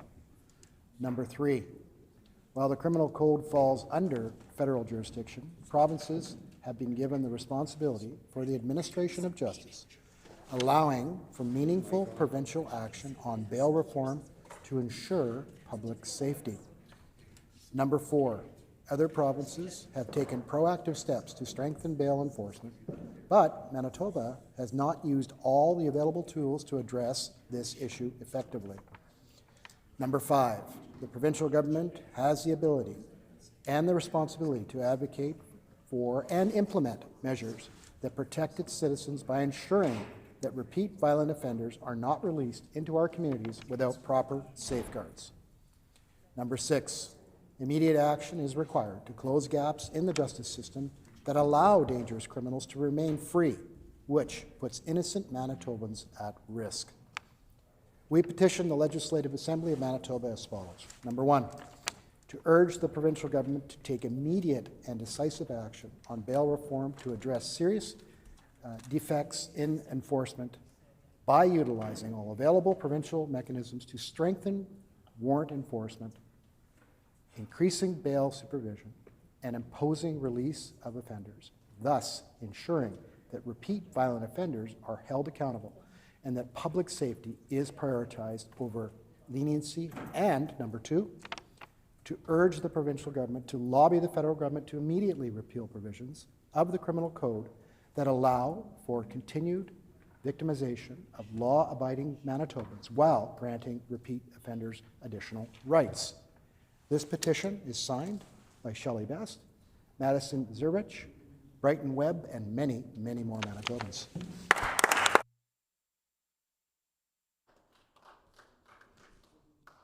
Member for Swan River. Honorable Deputy Speaker, I wish to present the following petition to the Legislative Assembly of Manitoba. The background to this petition is as follows. Number one, in 2022, according to Statistics Canada, there was an 11.4% increase in food prices. Number two, staple food products such as baked goods, margarine, and other oils, dairy products, and eggs have seen some of the largest price increases. Number three, agriculture and the agri-food sectors contribute close to 10% of Manitoba's GDP. Number four, there are increased costs added at every step of the process for Manitoba's agriculture producers. In order to make 18 cents from one bread loaf worth of wheat, farmers are paying carbon tax at every stage of production to grow the crop and get it to market. Number five, grain drying, fertilizer, and chemical production, mushroom farming, hog operations, the cost of heating a livestock barn, machine shops, and utility buildings are all examples of how the carbon tax on natural gas and other fuel costs farmers and consumers more each year. Number six, in food production, there are currently no viable alternatives to natural gas and propane. The carbon tax takes money away from farmers, making them less profitable and hindering rural agriculture producers' ability to invest in upgrades and improve efficiency while reducing emissions. Number seven, the provincial government neglected farmers in the 6-month fuel tax holiday until the opposition critic and local stakeholder groups called for their inclusion. Number eight, other provincial jurisdictions and leaders have taken action on calling on the federal government to improve the punishing carbon tax and or stop collecting the carbon tax altogether. We petition the Legislative Assembly of Manitoba as follows: to urge the provincial government to call on the federal government to remove the punishing carbon tax on natural gas and other fuels and farm inputs for Manitoba agriculture producers and the agri-food sector to decrease the cost of putting food on the table for Manitoba consumers. This petition is signed by Sandra Bancroft, Isabel Adams, Benito Gertz, and many, many other Manitobans. Nice work.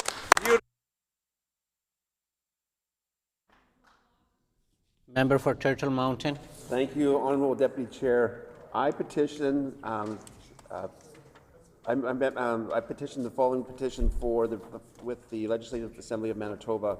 The background of this petition is as follows. Number one, illegal border crossing into Manitoba has increased by 14% in 2024, raising significant public safety and security concerns, particularly in border communities. Number two, changes to the Canada-U.S. Safe Third Country Agreement has driven migrants deeper into hiding to avoid apprehension, making law enforcement efforts more difficult. Number three, Border Patrol officials believe that the criminal organizations, including Mexican cartel, are involved in smuggling operations at the border, posing serious security threats to Manitoba. Number 4, human smuggling networks are abandoning valuable immigrants, including families, in isolated and dangerous locations, exposing them to severe risk, especially during Manitoba's harsh winters. Number 5, border communities are preparing for a possible surge of illegal border crossing, which could overwhelm local resources and emergency search and rescue services. Number 6, despite the challenges, there has been little communication or support from the provincial and federal governments regarding these plans to assist border communities, leaving them under-resourced and unprepared for managing this escalating crisis. We petition the Manitoba Assembly of Manitoba as follows. Number 1, to urge provincial government to lobby a federal government to develop and implement a comprehensive plan to assist border communities in managing the rise in illegal border crossings into Manitoba. And number 2, to urge the provincial government to work closely with the federal and local authorities to ensure adequate resources, including funding and support for emergency services, are available to protect local communities, and that immediate measures are taken to dismantle and destroy any human smuggling networks operating in Manitoba. This petition has been signed by Scott Sandberg, Gary Sarus, Daryl Burmish, and many other Manitobans.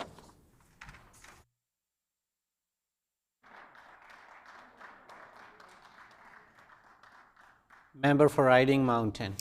Thank you, Honorable Acting Deputy Speaker. I wish to present the following petition to the Legislative Assembly of Manitoba. The background to this petition is as follows. 1, the federal government has mandated a consumption-based carbon tax with the stated goal of financially pressuring Canadians to make decisions to reduce their carbon emissions. 2, Manitoba Hydro estimates that even with a high-efficiency furnace, the carbon tax is costing the average family over $200 annually, even more for those with older furnaces. 3, home heating in Manitoba is not a choice or a decision for Manitobans to make. It is a necessity of life, with an average of almost 200 days below 0 degrees Celsius annually. 4, the federal government has selectively removed the carbon tax off of home heating oil in the Atlantic provinces of Canada, but has indicated they have no intention to provide the same relief to Manitobans heating their homes. 5, Manitoba Hydro indicates that natural gas heating is one of the most affordable options available to Manitobans, and it can be cost prohibitive for households to replace their heating source. 6, premiers across Canada, including in the Atlantic provinces that benefit from this decision, have collectively sent a letter to the federal government calling on it to extend the carbon tax exemption to all forms of home heating, with the exception of Manitoba. 7, Manitoba is one of the only provincial jurisdictions to have not agreed with the stance that all Canadian home heating bills should be exempt from the carbon tax. 8, provincial leadership in other jurisdictions have already committed to removing the federal carbon tax from home heating bills. We petition the Legislative Assembly of Manitoba as follows: to urge the provincial government to remove the federal carbon tax on home heating bills for all Manitobans to provide them with much-needed relief. Honourable Acting Deputy Speaker, this petition has been signed by many, many, many, many fine Manitobans. Thank you.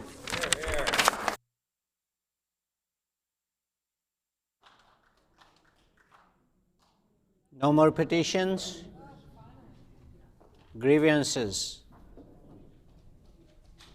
orders of the day, government business. Honorable Government House Leader. Miigwech, Honorable Deputy Speaker. Can you please call second reading of Bill 17, the Public Schools Amendment Act, Nutrition Equality for Lasting Learning Outcomes, followed by Bill 25, the Public-Private Partnerships Transparency and Accountability Act, followed by Bill 10, the Residential Tenancies Amendment Act, bracket 2. As announced, we will consider second readings of Bills 17, 25, and 10. Second reading for Bill 17. Honorable Minister for Education and Early Childhood Learning. Thank you.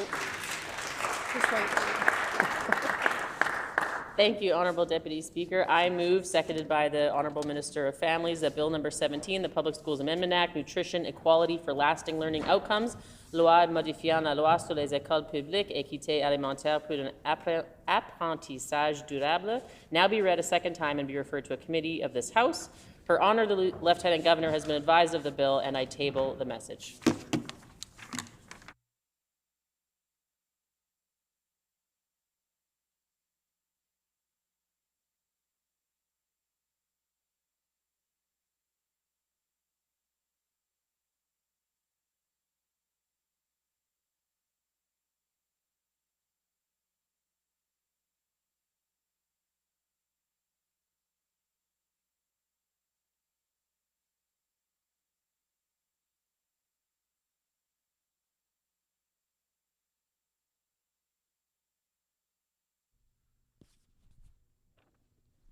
It's been moved by Minister of Education and Early Childhood Learning, seconded by Minister of Families, that Bill number 17, the Public Schools Amendment Act, Nutrition Equality for Lasting Learning Outcomes, be now read a second time and be referred to a committee of this House. Her Honor, Lieutenant Governor has been advised of the bill and the message has been tabled. Honorable Minister for Education and Early Childhood Learning.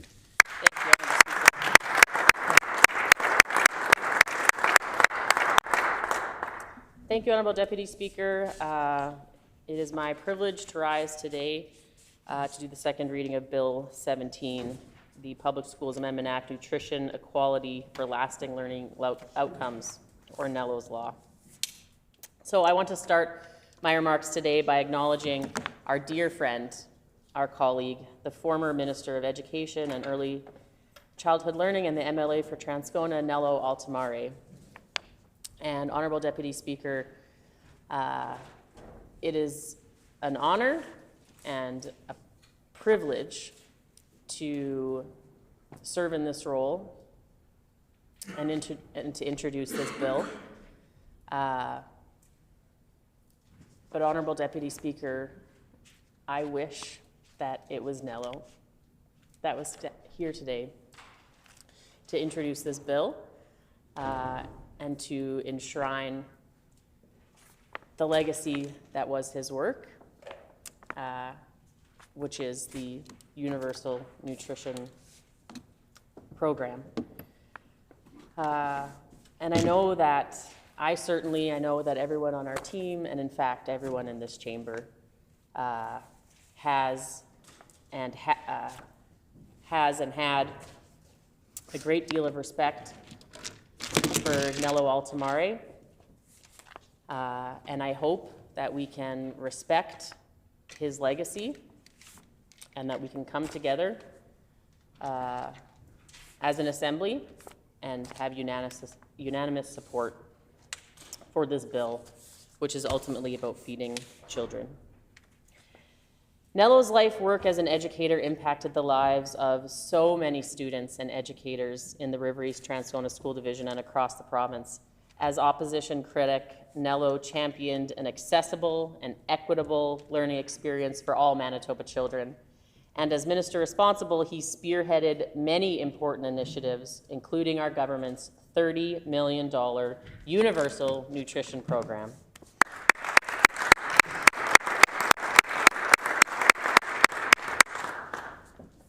And I want to thank the Minister of Families for being my sister in this work and for seconding this bill and for championing this work and for being such a good friend and I know a mentor to our mutual friend Nello. I know how much this means to you and how much it means to our team, and I want to lift you up. And I'm so proud to do this work alongside you, and I know that Nello would be so proud to be here with us today. Nello cared so deeply about all kids and their education. He knew that a universal nutrition program was so much more than providing kids with the food they need. He often spoke about how a nutrition program is about creating a community that looks out for each other, a community where children are supported to be the best they can be, a community that prioritizes education. And already we've heard from so many schools and school divisions about the amazing impact this program is having. Park West School Division has noted that not only are more students attending school consistently, they are showing up on time and ready to learn since the implementation of their breakfast program. Mystery Lake and Frontier School Divisions have both seen an increase in attendance and in-class engagement since the inception of universal school meal programs. In Portage la Prairie, we heard that on a day when buses were canceled due to cold weather, at one school, 77% of students still attended school that day, up from 30% who would have traditionally attended school on a day like that prior to the school nutrition program.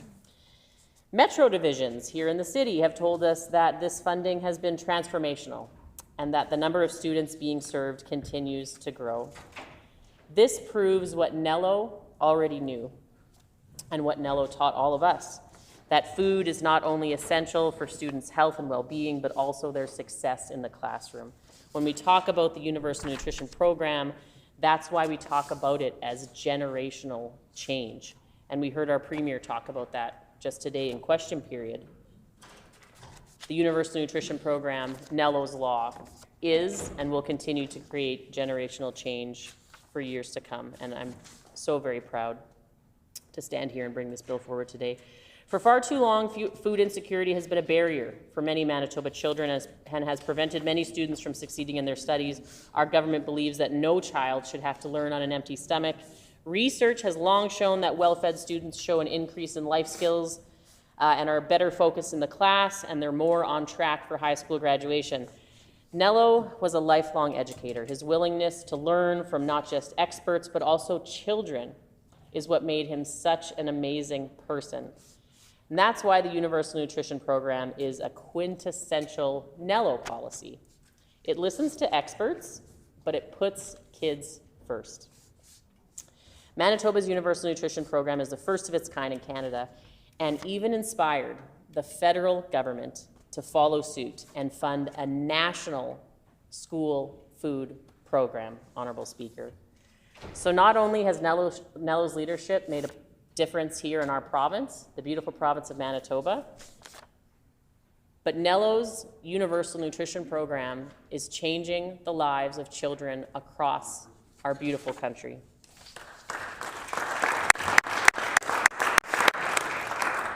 It's a profound legacy that Nello has left us with.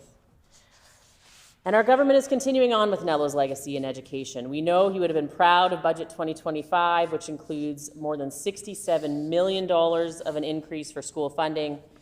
We've announced 11 new schools, including one in his home division of River East Transcona School Division in the beautiful riding of Radisson. Budget 2025 also includes a 5-year extension to the Canada-wide childcare agreement, providing Manitoba with $1.9 billion of funding that will help our government expand access to childcare across the province. And of course, Budget 2025 invests another $30 million into the Universal Nutrition Program. The benefits of the Universal Nutrition Program are clear, and that's why we are protecting it with Bill 17, Nello's Law. Nello's Law amends the Public Schools Act to make universal school nutrition programs mandatory across the province and ensures the programs in each public school are tailored to meet the specific needs of the students that they serve. At the heart of our nutrition program are 4 principles: access, accommodation, equality, and quality. Access means every student can participate without stigma and without barriers. Accommodation ensures that we meet the needs of students with food allergies as well as religious or cultural dietary restrictions. Equality ensures that all students, regardless of their socioeconomic background, can benefit from these programs. And quality will ensure that these programs must adhere to nutritional standards so that students receive healthy and balanced meals, beverages, and snacks. Guided by those 4 principles, schools will be required to respond to the needs of the local community and to use food that is locally sourced wherever possible. Unfortunately, despite all of these clear benefits, we know that there are members in this House that have opposed the Universal Nutrition Program and feeding kids.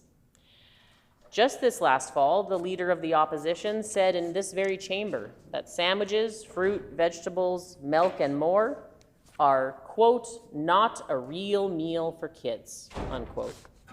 That's why Nello's law stipulates that cabinet ministers will be subject to a 20% cut in ministerial salary if a bill is passed to reduce or repeal the legal obligation to provide kids with free nutrition in schools. This measure is important to ensure that the right of every child to have access to nutritious food at school and have the same opportunities to learn and succeed is not reduced or eliminated by any future backward government. In our November 2024 throne speech, we pledged that we would continue to help kids focus on learning, giving them the freedom to be just kids. With Nello's law, Manitoba will become the first province in Canada to make universally accessible school nutrition programs mandatory, setting a precedent for all other jurisdictions to follow. With that, Honourable Speaker, I will conclude my remarks on this very important bill. Thank you very much, Merci Miigwech. A question period of up to 15 minutes will be held. Questions may be addressed to the minister by any opposition or independent member in the following sequence. First question by the official opposition critic or designate, subsequent questions asked by critics or designates from other recognized opposition parties, subsequent questions asked by each independent member, remaining questions asked by any opposition member. No question or answer shall exceed 45 seconds. The floor is now open for questions. The Honourable Member for Selkirk. Thank you, Honourable Speaker. With the facing rising cost of food right now, what is the contingency plan if food inflation or supply chain issues cause program costs to outpace the current $30 million budget? The Honourable Minister of Education and Early Childhood Learning. Thank you to the member opposite for the question, and that's one of the reasons why Bill 17 is so important. It's to protect and enshrine the right of every child here in Manitoba to have access to healthy and nutritious food every single day. And again, in my opening remarks, I talked about the 4 guiding principles of accessibility and equality and quality. And so Bill 17 is designed to do exactly what the member is talking about, which is to ensure that no matter what, that all students here in Manitoba will have equal access to nutritious, quality food. The Honourable Leader of the Official Opposition. Thank you, Honourable Speaker. And to the Minister, almost came close to even attempting to answer that question from my colleague. To the Minister, does the Minister believe that the school nutrition program is fully costed and fully funded? The Honourable Minister of Education and Early Childhood Learning. When it comes to supporting kids in our classroom, that is our utmost priority, which is why we have brought forward a record, historic, transformational $30 million annualized investment in a school nutrition program here in Manitoba to fill the gaps left by the member opposite and his failed government during their, his failed party during their time in government. The amount of money that the member opposite invested into feeding children here in Manitoba was $0. Big fat zero. On this side of the House, $30 million, and that $30 million is going to make Time sure... has expired. The honourable member for Selkirk.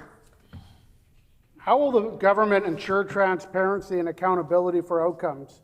Will the reporting obligation in the Act include audited financial statements, performance targets, benchmarks? The Honourable Minister of Education and Early Childhood Learning.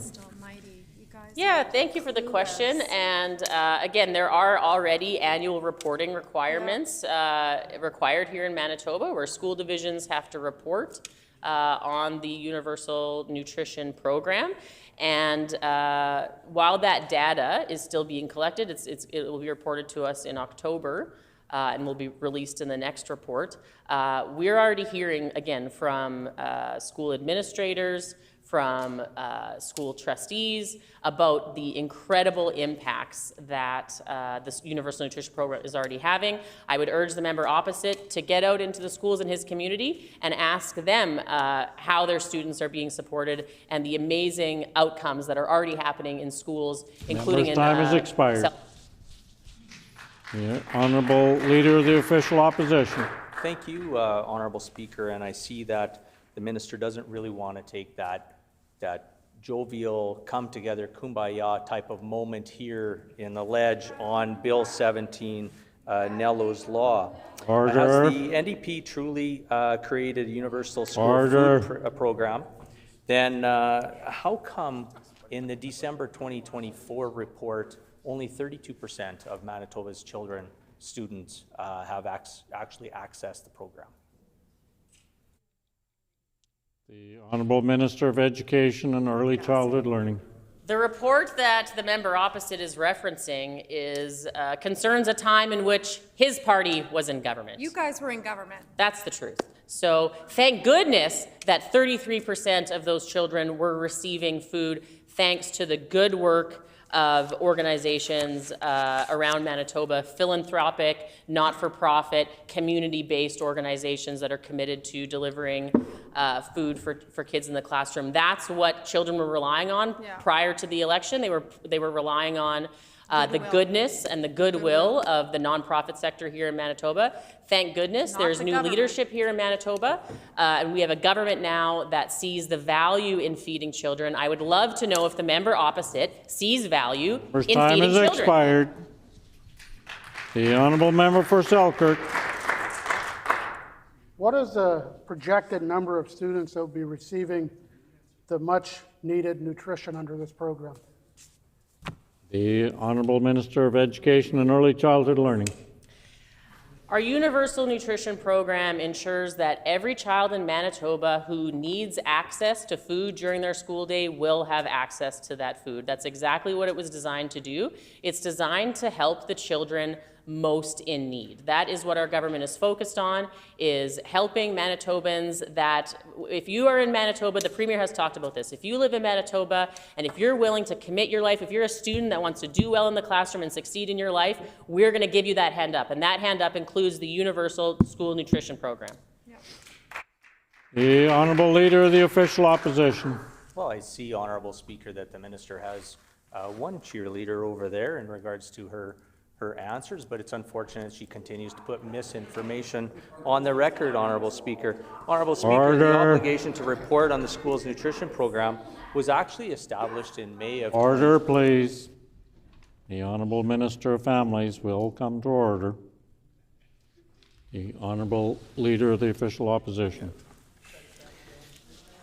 Thank you, Honourable Speaker. So the obligation for schools to report on the program was established in May 2023 under our government, and so the Minister had not answered my previous question on the fact that only 32% of students reported in December 2024, which is actually under their government, has accessed the program. So what types of things is she doing? First time has expired. The Honourable Minister of Education and Early Childhood Learning. Honourable Speaker, it's unfortunate that the member opposite, who is currently the interim leader of this party, would get up and put those words on the record, which he knows to be misleading. The previous government required school divisions to report on a on a nutrition program that was not delivered by them. Not a dollar. Not a dollar. Not Zero. $1 was provided to Zero. school divisions for school Zero. nutrition under the previous government. Again, schools and school divisions were left to rely on the goodwill and the fantastic folks in Manitoba, folks like Harvest Manitoba, Yep. folks like the Child Nutrition Council of Manitoba, Like that were other working parents. hard to make sure that students here in Manitoba. His time has expired. And just before we move on, I'd caution the member that's suggesting that that a member knows to be misleading is very dangerously close to being unparliamentary. So just choose your words a little more carefully in the future. The honourable member for Selkirk. Thank you, Honourable Speaker. Can the minister let the House know what is the investment that's been done for infrastructure for the schools to deliver this, for the freezers, refrigerators, and the other items required to deliver? Isn't that important? Not. Order, please. The Honourable Minister of Education and Early Childhood Learning. Yeah, thank you to the member opposite for the question, and I'm surprised that he's not aware, but I'm glad to share with all members of this House that care to pay attention that as part of our universal nutrition funding, a significant portion of that funding, especially in these first couple of years as we roll it out, is specifically earmarked for divisions to invest into the infrastructure that he's talking about. Many schools do have infrastructure. Many schools, again, we're already delivering meals for their students, but those schools who need to invest in infrastructure like fridges, like staff, are absolutely provided funds to do that, and again, are having fantastic, great success and incredible outcomes in feeding kids in their schools. The Honourable Leader of the Official Opposition. Thank you, Honourable Speaker, and it sounds like it was a very good question from the member from Selkirk, because the minister got up and actually put some answers on the record. So the question to the minister is, how many dollars that is based in this $30 million school nutrition program is actually coming from the federal government? The Honourable Minister of Education and Early Childhood Learning. Zero. So we do absolutely, thanks to the leadership of Nello Altamare, introducing a $30 million provincial investment, an annual $30 million provincial universal nutrition program. We inspired the federal government to come up. They thought, what a great idea that they had there in Manitoba. What fantastic leadership of Nello Altamare. Perhaps as a federal government, we should invest. So absolutely, have there been dollars invested here in Manitoba? Thanks to the leadership of Nello Altamare, absolutely. The $30 million investment here in Manitoba is a $30 million provincial His investment. time has expired. The Honourable Member for Selkirk. With the importance of purchasing local in Nello's law, can the minister give us a dollar value of what's actually been spent in the local communities to support this nutrition program? The Honourable Minister of Education and Early Childhood Learning. Yeah, thank you, Honourable Speaker. And it is fantastic to know that the members opposite are so intrigued about our universal nutrition program that although it's been rolled out for a year, that they're finally asking some questions about it. They're concerned about feeding kids. But that hasn't always been the case, Honourable Speaker. The members opposite have put some very interesting words on the record, both in this House and also in the local media. So let's remind Manitobans about what the members opposite think about feeding children. Yeah. If children are going to school hungry, parents aren't fulfilling their responsibilities. That was former Premier, failed Premier Brian Pallister in this House on March 4th, 2020. So I ask members opposite if they agree with the former Premier. Yeah, excellent. The Honourable Leader of the Official Opposition. Thank you, Honourable Speaker. And the Minister of Education will have an opportunity shortly, within the next year and a half or so, to get on the opposition side and actually ask some questions. So I asked the minister today in clause number 2, subsection 1.1, who did she collaborate with to come up with that particular clause in the bill? The Honourable Minister of Education and Early Childhood Learning. It's a very important clause, Honourable Speaker. Although I'm sure Manitobans like me would scratch their head and really have to dig deep to try to think about someone that might disagree with feeding hungry kids in school. But unfortunately, that is the reality for members opposite. So again, let's get back into our time machine. James Teitzma, former PC MLA, who was defeated, said in the CTV News on February 27th of 2020, "This is a bad idea. What? Kids need to eat breakfast in their own home." What? So again, Manitobans, I, like you, believe in feeding kids. Unfortunately, members opposite think that feeding kids is a bad idea. Time has expired. So we're going to make sure that we protect it. The Honourable Member for Selkirk. Can the minister let us know in the House if this is fully implemented in all the schools in Manitoba at this stage? The Honourable Minister of Education and Early Childhood Learning.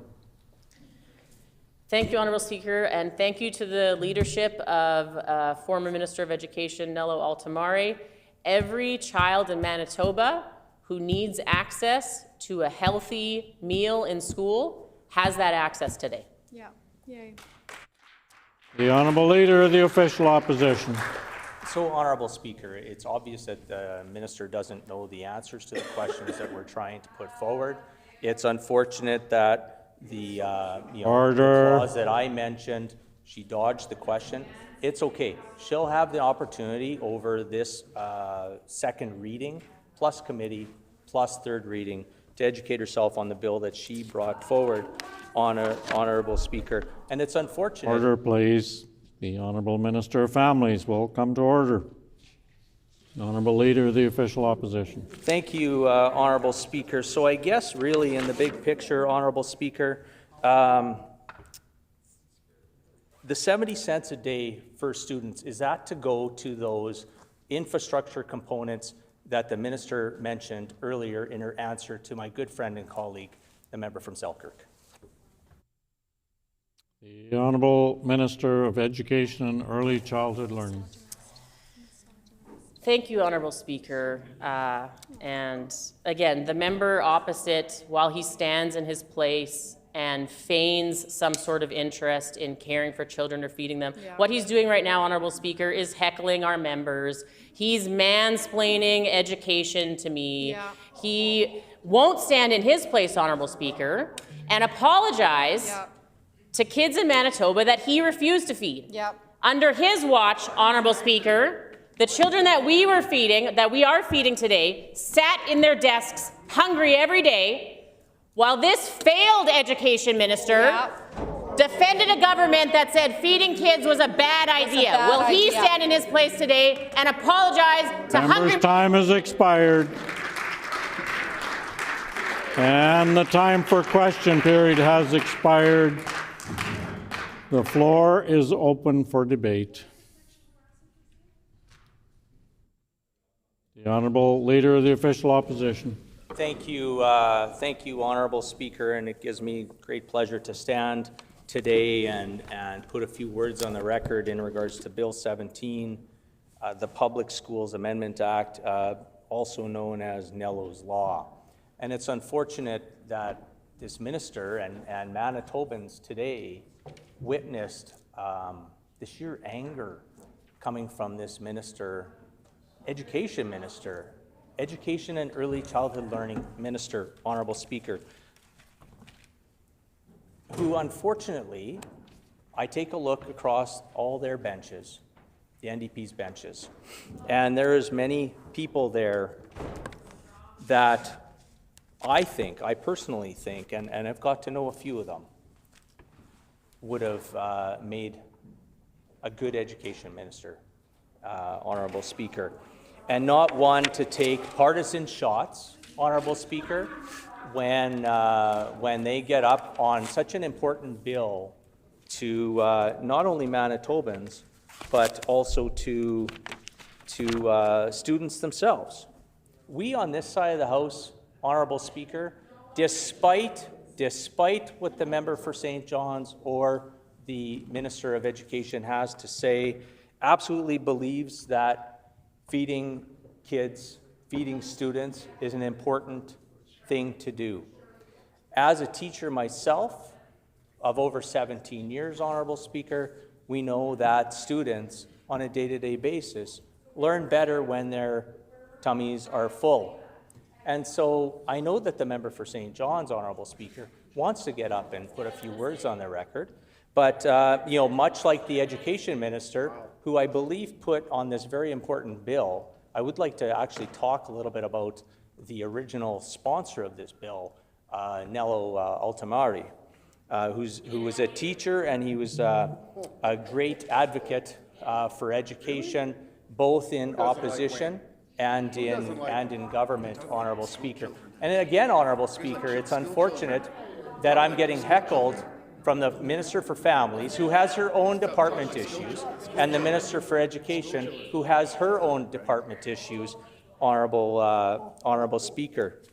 But the fact is that over the time under the Progressive Conservative government and as the Minister of Education, we had worked collaboratively not only with our community partners, stakeholders, but also school boards, schools, community centers, absolutely to bring in various different funds. And it was actually our government that had more than doubled the grant to the Canadian Council for Food and Nutrition right here in Manitoba, Honourable Speaker, September 1st of 2022. So when the Education Minister, who by profession is a lawyer, gets up and absolutely puts false information on the record, it's deplorable, Honourable Speaker. Order, please. I do believe I just heard the Honourable Leader of the Official Opposition suggest that someone was knowingly putting false information on the record. I could be mistaken, but if one says that there's been misinformation, that's different than suggesting someone has put misinformation on purpose. That would be wrong. The Honourable Leader of the Official Opposition. Honourable Speaker, if I did say what you're accusing me of, I do apologize, but I don't think I did. But that being said, we'll have to check Hansard, and you'll check Hansard, and we'll all be happy moving forward with the fact that, again, it doesn't stop the fact that this Minister of Education, who by lawyer as a profession, puts misinformation on the record, Honourable Speaker, because we more than doubled to the Food and Nutrition Council of Manitoba to the tune of a total of $2.5 million. We more than doubled. So the NDP sat on their hands in 17 years of government, failed. They failed, Honourable Speaker. I know that the Minister for Environment and Climate Change wants to put some words on the record, Honourable Speaker, but we're getting away from the bill. He's happy to have announced yesterday, I think there's going to be probably a cabinet shuffle for those educators back there, there might be a spot. But he announced yesterday about the new carbon tax that they're going to bring in. But we're here to talk. Order, please. Order, please. I've called the Minister of Families to order several times. The language she is using in her heckles needs to stop. The Honourable Leader of the Official Opposition.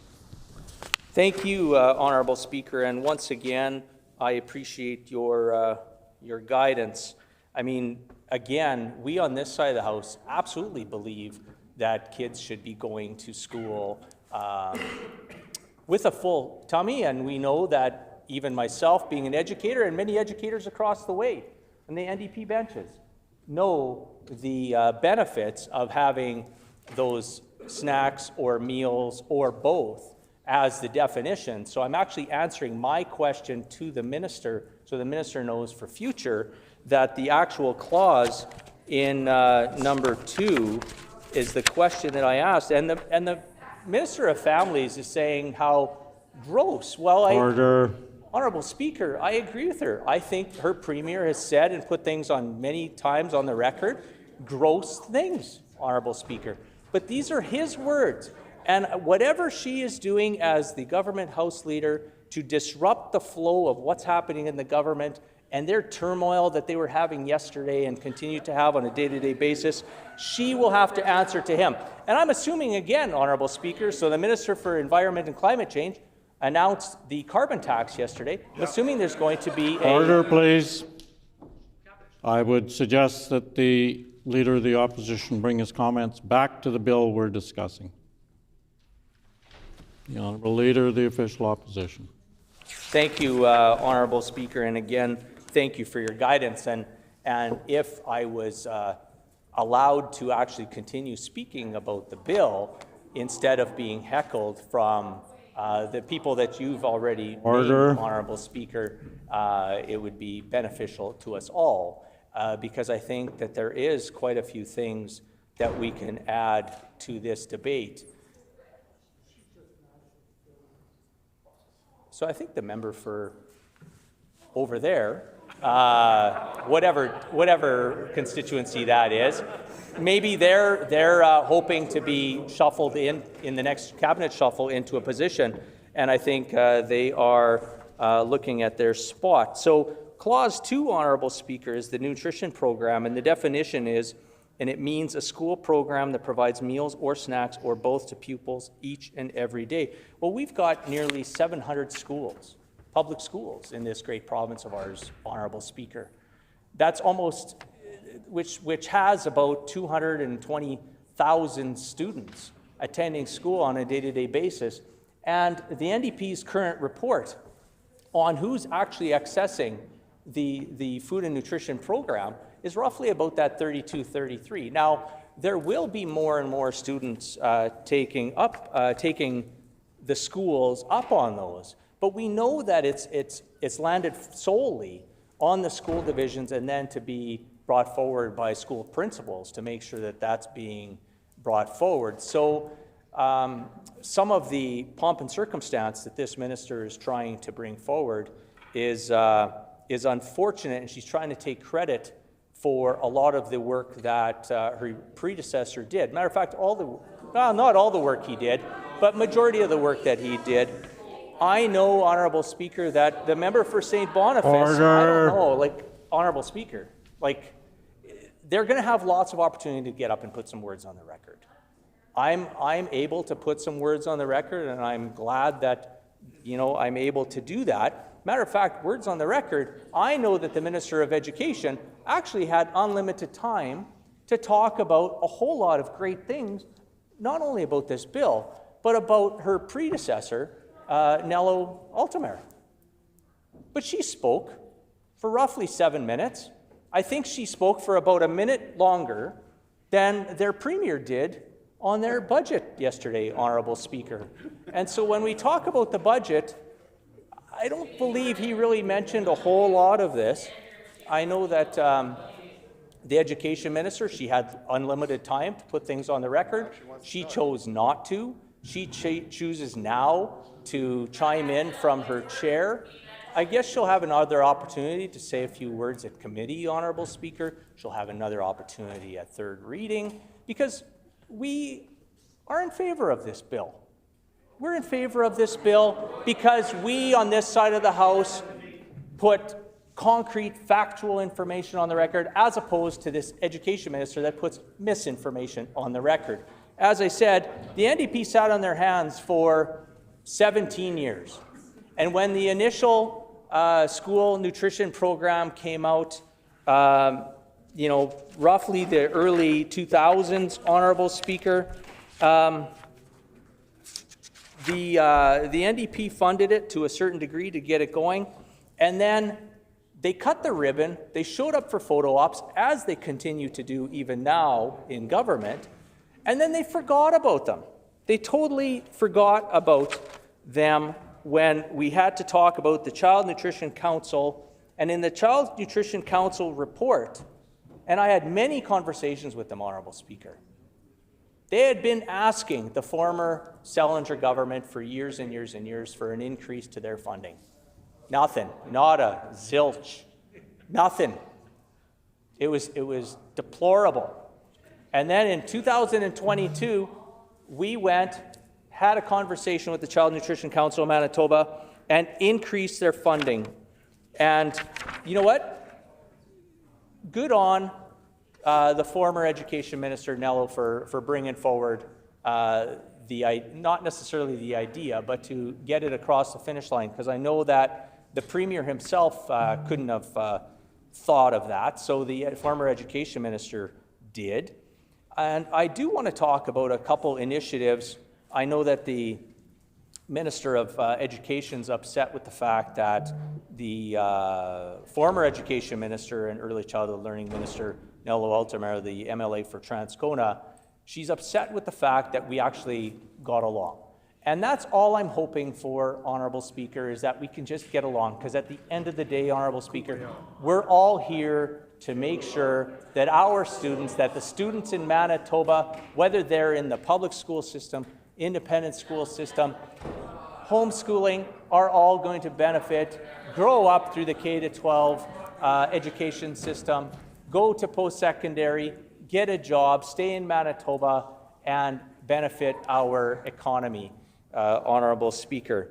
So I do want to reference a couple things, initiatives that we actually did work on together when the former MLA for Transcona, and again, congratulations to the MLA for Transcona, who is also an educator.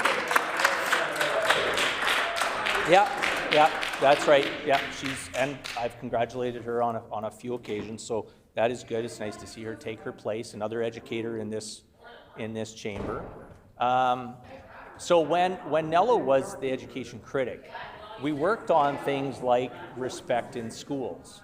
Unlike here, what's happening today, Honourable Speaker, there's a lack of respect in the chamber, Honourable Speaker, and not only to me, but also to the powers that be here in this chamber as well, which we saw evidence yesterday. But the MLA for Transcona, when he was a critic of education and I was the minister, we actually worked on various things in regards to respect in schools, making sure that kids were safe, whether they were doing something in extracurricular activities, whether that's sports. We know for 17 years there was inappropriate things, Honourable Speaker, happening within the sports community. We know that there was various different inappropriate things happening in extracurricular activities, Honourable Speaker. It was our government that brought forward the respect in sports. And the one thing that I needed to do in regards to Nello's law and bringing him forward so that we can continue to work across the party lines, because the former MLA for Transcona, of course, he had an extensive career in education. We have many mutual friends all across this great province of ours. And so I wanted to get his 2 cents on the whole respect in sport and respect in schools.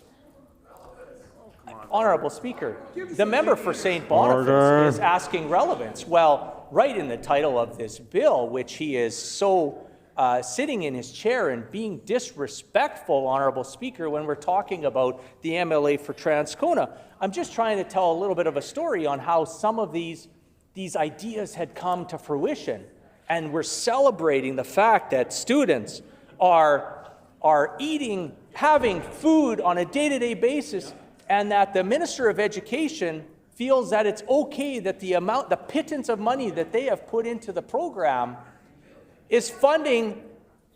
And if you do the math, I know math is hard, even for the new member on that side of the House, but it equates, Honourable Speaker, to 70 cents a student per meal per day, Honourable Speaker, 70 cents. And as the Education Minister said, and she's going to have this solid for third reading, Honourable Speaker, is that includes anything that schools and school divisions have to do. And we work together quite often on various different announcements, Honourable Speaker. So, so give me a second, Honourable Speaker. Let me just make sure. I don't want to misquote or say anything. Yeah, the MLA for Radisson. The MLA for Radisson. So the MLA for Radisson, Honourable Speaker, I didn't hear anything in regards to her getting up and talking about the fact that her school division that she represents is having to do double-digit increases, Honourable Speaker, on her taxpayers. Nothing, not a zilch, Honourable Speaker. So to get back to the good relationship that I had with the former education minister and the fact that we have multiple friends across this great province of ours, because of course education is a small world, but also Manitoba is a 16th degree of separation, Honourable Speaker. So getting back to that story, so we've got the MLA for St. Vital and we had the MLA for St. James. And we were talking about, no, not St. Boniface. You know what? The MLA for St. Boniface wants to get up, put some words on the record, Honourable Speaker. Let him just sit there, wait his turn. His turn will come. He'll be able to get up, and I'll even clap for him when he gets up next to speak to this very important bill, Honourable Speaker. So we've got the MLA for St. Vital and we got the MLA for St. James got together, and they're like, you know, in opposition, we want to write the education minister a letter and we want to help with respect in schools and respect in sport. That's what they did. They wrote a joint letter to talk about those issues that affect kids, students in school, Honourable Speaker. So I took the letter, I read it, and I'm like, yeah, you know what? Cross-party lines, Honourable Speaker, this is a great opportunity. But Honourable Speaker, who did those two NDP members not include on the letter? I know the Families Minister is waiting on the edge of her seat to find out who is he going to be talking about. They forgot to CC and include the education critic, the MLA for Transcona. Wow. The person who's got over 30 years experience in the education world. They didn't want to include him. So who invited the MLA for Transcona, the education critic, to the table? I've got proof. I know some of the NDP members over there are sitting there bewildered. Why would their members do this? I've got proof to that, Honourable Speaker, copies of the letters. So I sent and I invited the member for St. Boniface is talking about he'd like a Snickers bar, Honourable Speaker. So I know, Honourable Speaker, you might have a Snickers bar up there. You might want to pass one over to the MLA for St. Boniface, and he's going to need a big one because he's hoping that soon there's going to be that cabinet shuffle that we talked about. And I think the Minister for Environment and Climate Change better not be measuring the drapes anytime soon after the announcement that he mentioned yesterday, Honourable Speaker. So, again, the Education Minister, again, Honourable Speaker, I don't know if she doesn't understand that when she gets to champion or sponsor a bill, she gets unlimited time. And so I'm not sure if the hundreds and thousands of people in Manitoba are hearing this, but the Minister says that she has much better stuff to do than to stand up and talk about Bill 17, the Public Schools Amendment Act, which is Nello's law. And again, so she continues to get me a little sidetracked, Honourable Speaker, because I can't. It's unfortunate that there's so much noise coming across from the NDP benches, Honourable Speaker. But I'm just super glad to know that I have opportunity to stand up in this House and put a few words on the record. She stood up. Please, Minister of Education will come to order. The Honourable Leader of the Official Opposition. Thank you, Honourable Speaker. So, again, Honourable Speaker, here we go. The Minister of Education gets up, talks about a very important bill, which is Bill 17, which we're in favour of. And we are speaking in favor of it. And I don't know why the member for Radisson, I know she wants to get up as well, and her and the member for St. Boniface will have to do rock, paper, scissors or arm wrestle or something to see who gets up next, because I know they're all chomping at the bit to tell their story. But Honourable Speaker, I've got a couple stories going here, so I'm going to have to focus and I'm going to land the plane on one of them. And that's the fact that when I had invited Nello to my office as the education minister to sit down with the education critic, I think that just showed that we could work across party lines. And as I've said multiple times before, it was an important time for students, for those that take the time to volunteer, to then talk to school divisions, talk to school boards, talk with the Child Protection, the Canadian Child Protection Association of Canada, to make sure that we are making sure that these things are implemented and enforced, and these are have-tos, Honourable Speaker.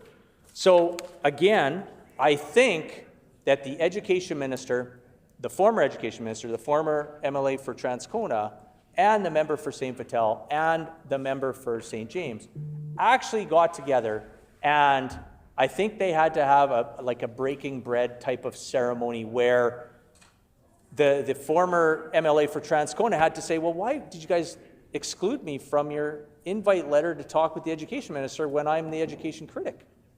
He had over 30 years. I know that the member for St. Vital had a lot of experience in sport and representing some of our post-secondary institutions, but also secondary schools. Absolutely. He had a lot to bring to the table, for sure. And that's why it was good to have those three individuals plus some NDP staff in my office to have conversations about how we were going to make sure that students moving forward were going to be protected in sport, in school, and make sure that all staff in this great province of ours was receiving that training paid for, bought by the government of Manitoba.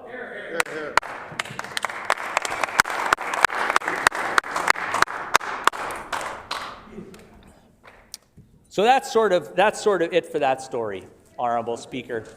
The thing is, the point of the whole story, and I'll summarize, was that their own members were so busy trying to step on each other's backs to hopefully one day become cabinet ministers that they didn't care who they threw under the proverbial bus.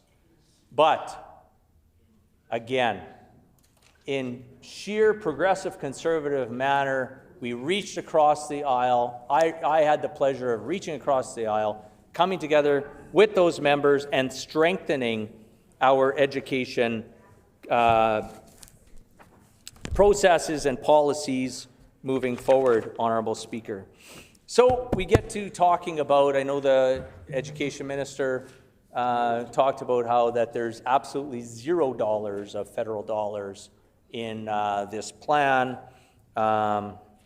which is interesting. And then what else did she say? She said something to the tune of the federal government saw that the provincial Manitoba NDP government had brought forward Nello's Law and the money for food and nutrition, and then they piggybacked off of Manitoba for a universal child nutrition plan, which I hate. You know, one of these things, and I think the education minister will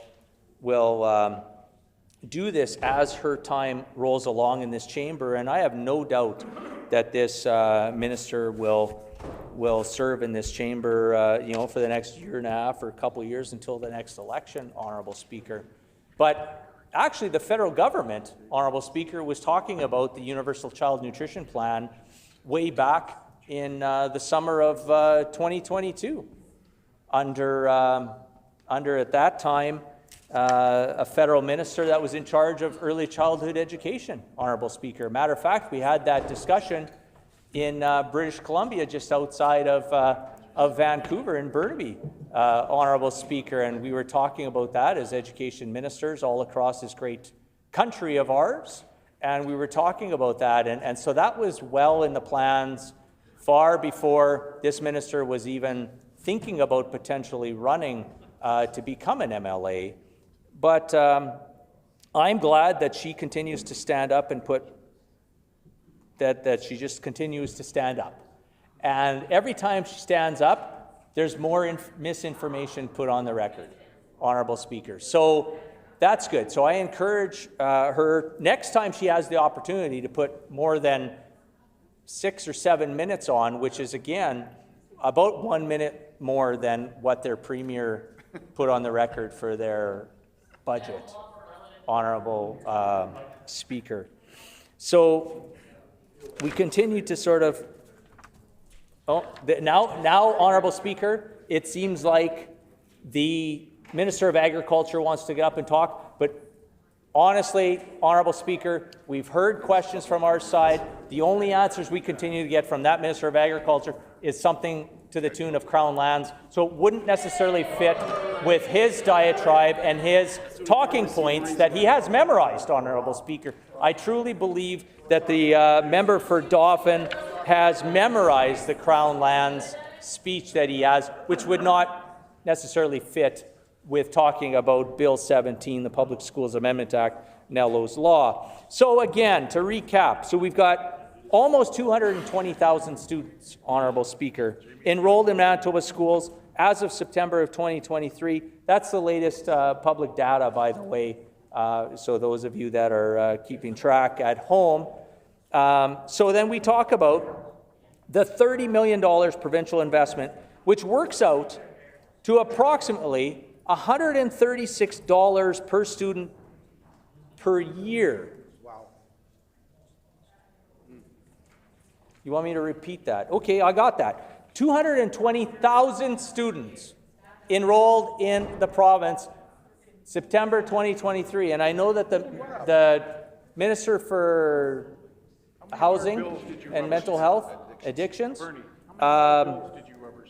she was a teacher as well. And I'm not sure if she's maybe upset right now because the other education minister is in her place without an education degree, but she is a lawyer, so we'll see how that shakes out. But anyways, 220,000 students enrolled in the province of Manitoba as of 2023. That's the most recent data. So we look at the 30 million, do some quick division. We take a look at how many days of school, which is approximately 193, not approximately. In 24-25, there are 193 school days. So the Canoe government, Honourable Speaker, is spending. How much? I'm glad you asked that question. The question from a great colleague of mine was, how much? So here it is, 70 cents per day, 70 cents per student per day. Feeding kids for less than $1 a day, Honourable Speaker. Well, I don't know, Honourable Speaker. I don't know where this Premier's shopping, because we've heard on the record the Premier buys his salads somewhere between $13 to $16 a salad out of his own pocket per salad. Now we're talking we're feeding kids less than $1 a day, 70 cents. I don't know, Honourable Speaker. The law is here now. We take a look at the 70 cents per student per day, Honourable Speaker, is the total amount allocated. Any distribution, collection, transportation, supplies, kitchens, etc., all must come out of this 70 cents. And that's what the Education Minister said today, Honourable Speaker. That's what she said, out of the 70 cents. I don't know what kind of math this is going on over here. But we do know that moving into the future, this Education Minister has watered down, dumbed down the education standards for our teachers moving forward, where they don't have to take a whole lot of math courses or any subject matter courses, Honourable Speaker, which is going to fall on this Education Minister. Not the food and nutrition announcement. That's going to absolutely go forward in Nello's name. Absolutely it will. I'm not sure, as we know, she didn't answer the question, but we don't know, Honourable Speaker, what is going to happen when they start to take into the account the increased food inflation that has happened here in Manitoba, Honourable Speaker, and will continue to increase because this government, this canoe government, has no plan on how to deal with, first of all, strengthening the economy. Never mind not never mind, I mean, the fact is, we've got these US and China tariffs coming on us. He's got no plan. We know that Manitobans are struggling on a day-to-day basis with affordability. As I said, food inflation is up. Unemployment is up. We know crime is up. I know the Justice Minister wants to get up and talk about Bill 17, Nello's Law. Maybe he'll talk a little bit about how the fact that that he hasn't really done a whole lot in regards to keeping Manitobans safe, Honourable Speaker. So we take a look at the Minister for Housing, Mental Health and Addiction, Honourable Speaker. Sounds like she wants to get up and put a few words, or they want to get up and put a few words on the record. 70 cents a day, Honourable Speaker. Is a she. Okay, I apologize. The pronouns thing, I'm learning, Honourable Speaker, and I'm, you know, I'm making sure, and I know that all of us in this chamber has made the odd mistake, but should not be ridiculed for it, Honourable Speaker. So 70 cents a day per child, Honourable Speaker. But the Education Minister can't actually talk about now the Minister for Housing, Homelessness, Addictions, and Mental Health. Well, here we go. So an additional $1.3 million is what we did. We announced to the Child Nutrition Council of Manitoba. And that's when her government, previous Selinger government, we know the relationship they had together. We do know on how there's a lot of backstabbing and turmoil going on in there, that they continue to put misinformation on the record, these NDP ministers, and they will have to account and answer to Manitobans eventually, Honourable Speaker. So again, going back to the summer of 2022, the federal minister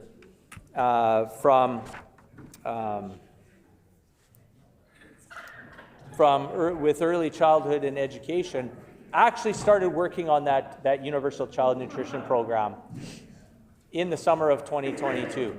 That was supposed to be announced within that next little bit. But this is sort of what happened, Honourable Speaker. So I know that many of the members across the way are very good friends, of course, with their leader, Jagmeet Singh, and Justin Trudeau at the time. Matter of fact, there's many pictures on social media with them all hugging it out.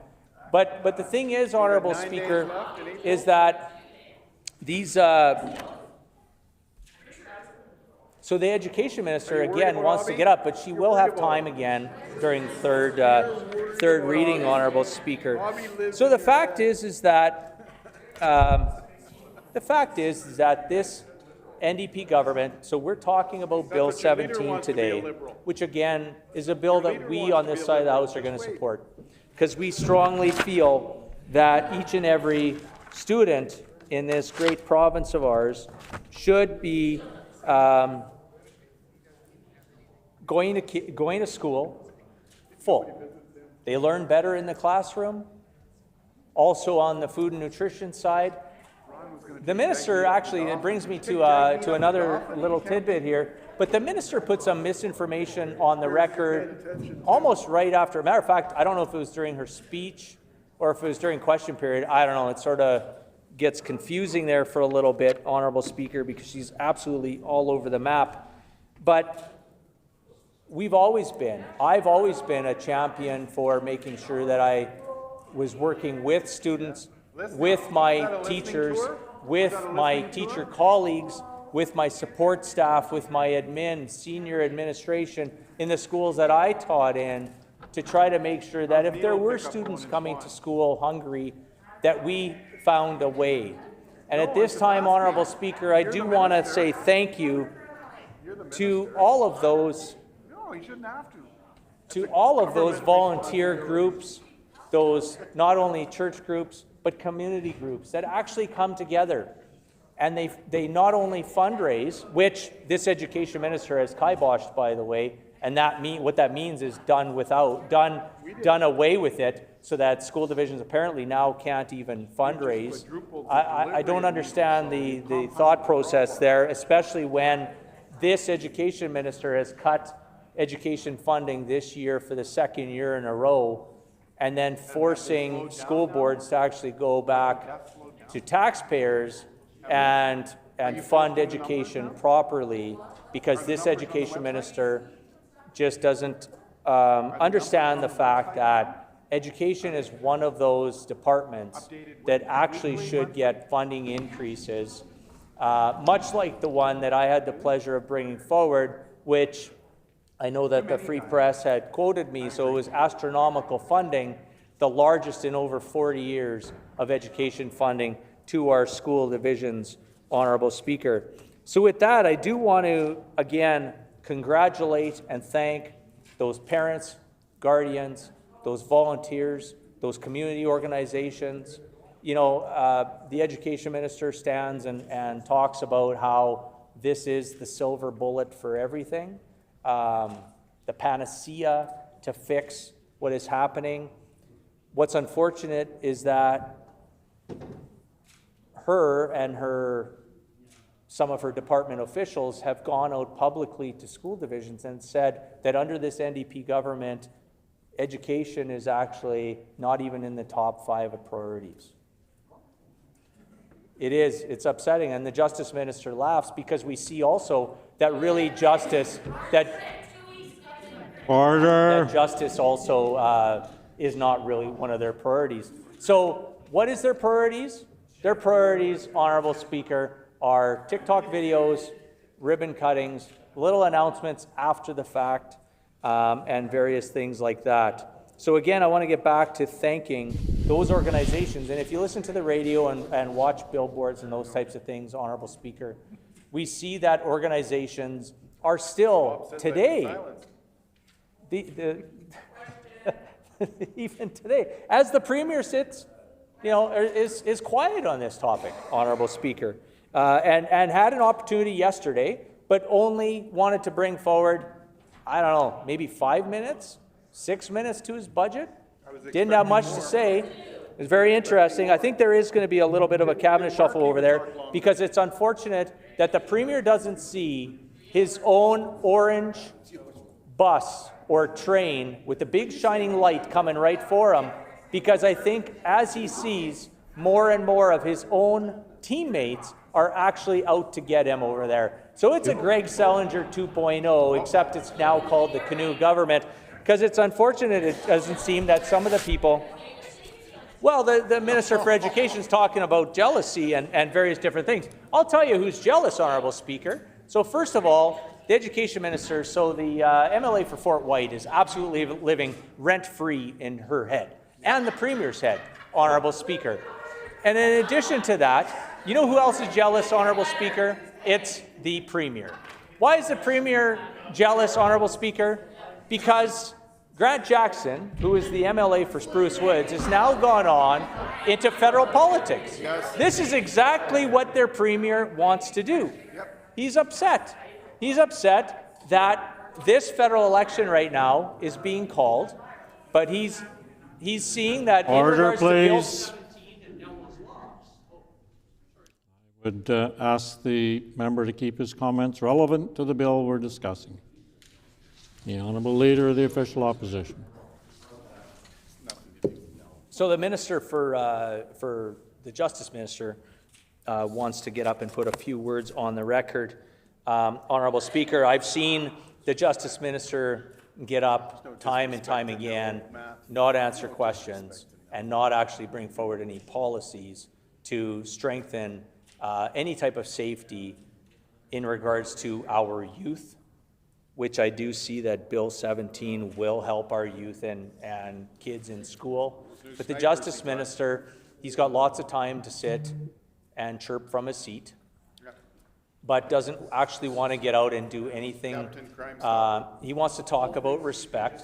So I think the Justice Minister can get up in a little bit on Bill 17 and publicly apologize to all those victims of crime that are having to go through what they're going through on a day in and day out basis. And the fact that he stands and puts on the record the fact that a doorbell camera is going to solve Order, please. I've asked the member previously to stay relevant to the bill that we're discussing, so I would ask him yet again to keep his comments relevant to the bill we're discussing here today. Honourable Leader of the Official Opposition. Thank you, Honourable Speaker, and thanks for your sage advice as usual. And I know that, you know, when I was referencing the Justice Minister, I was talking about safety and the youth, on how not only making sure that children, that students are going to school on a full stomach if they can from home, but then having that accessibility at schools. But in order to do that, they need to make sure that they can get to and from school safely, Honourable Speaker, without having to look over their shoulder, much like many of the Broadway bullies we now call the NDP canoe government, Honourable Speaker, who have a lot of experience on intimidation and the self-proclaimed dominator that the Premier says, I don't know where he was going with that. That's got to be a history lesson from his 20s or something, Honourable Speaker. But back to Nello's Law. We know that there's many organizations right now working with the Child Nutrition Council of Manitoba, working with schools, working with school divisions, making sure that the funds are there to supplement, to augment that 70 cents that this minister pats herself on the back for. But we know that it's not enough. And we know that from the minister's own report, only 33% of children are getting a snack or a meal or both, as the definition says. And all I asked her was to explain that definition earlier on, but she couldn't do that. And then again, she only stood up and spoke for about 6 or 7 minutes when the Premier couldn't even do that long on his budget.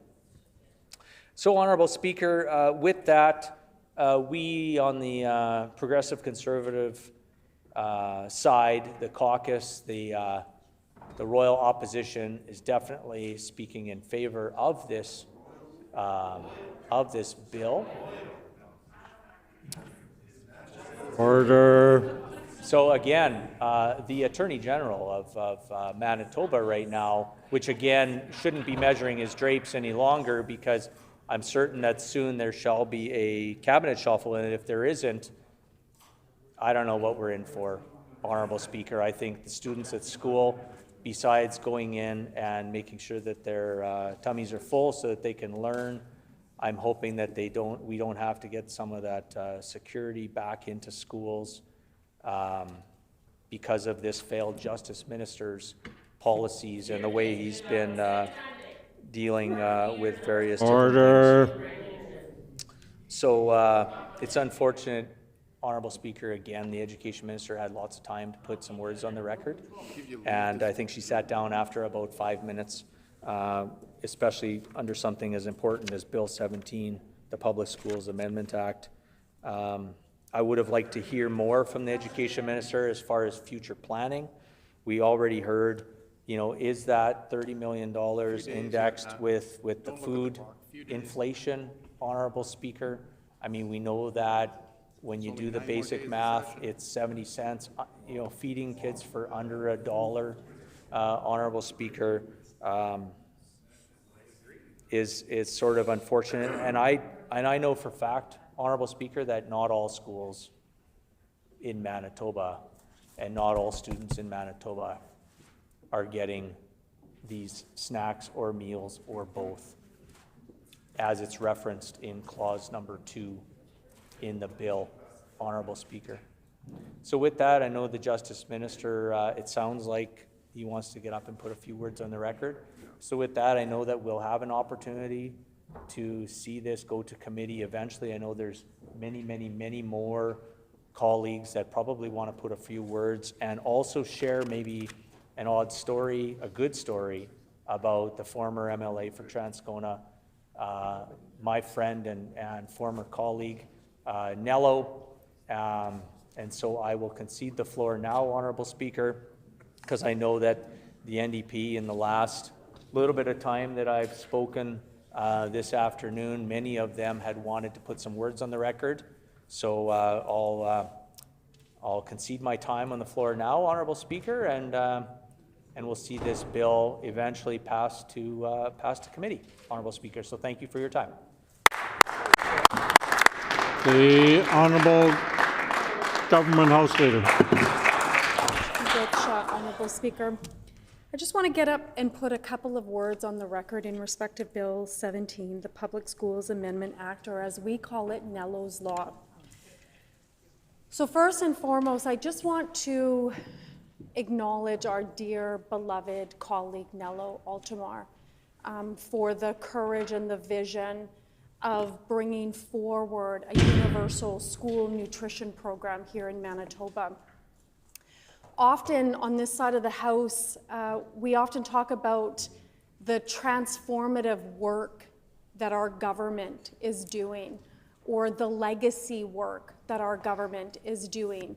And Nello's Law, this universal school nutrition program, is one of those things that we're doing that is literally transforming the lives of students right now that are able to get food to be able to go to school, as is their right. So I want to honor our dear beloved friend for his vision and that wisdom and that tenacity that he had. But I also want to take a couple of minutes to disabuse everything that the leader of the official opposition just put on the record, including his disrespect and his misogyny shown to the Minister of Education. Throughout his time getting up and speaking here, I don't know if we can even construct it as speaking. It was nothing really relevant or intelligent. And actually, it was just another example of men getting up in this chamber to blab on, to hear themselves speak really about nothing. But what he did do in that was he showed how misogyny operates in this chamber.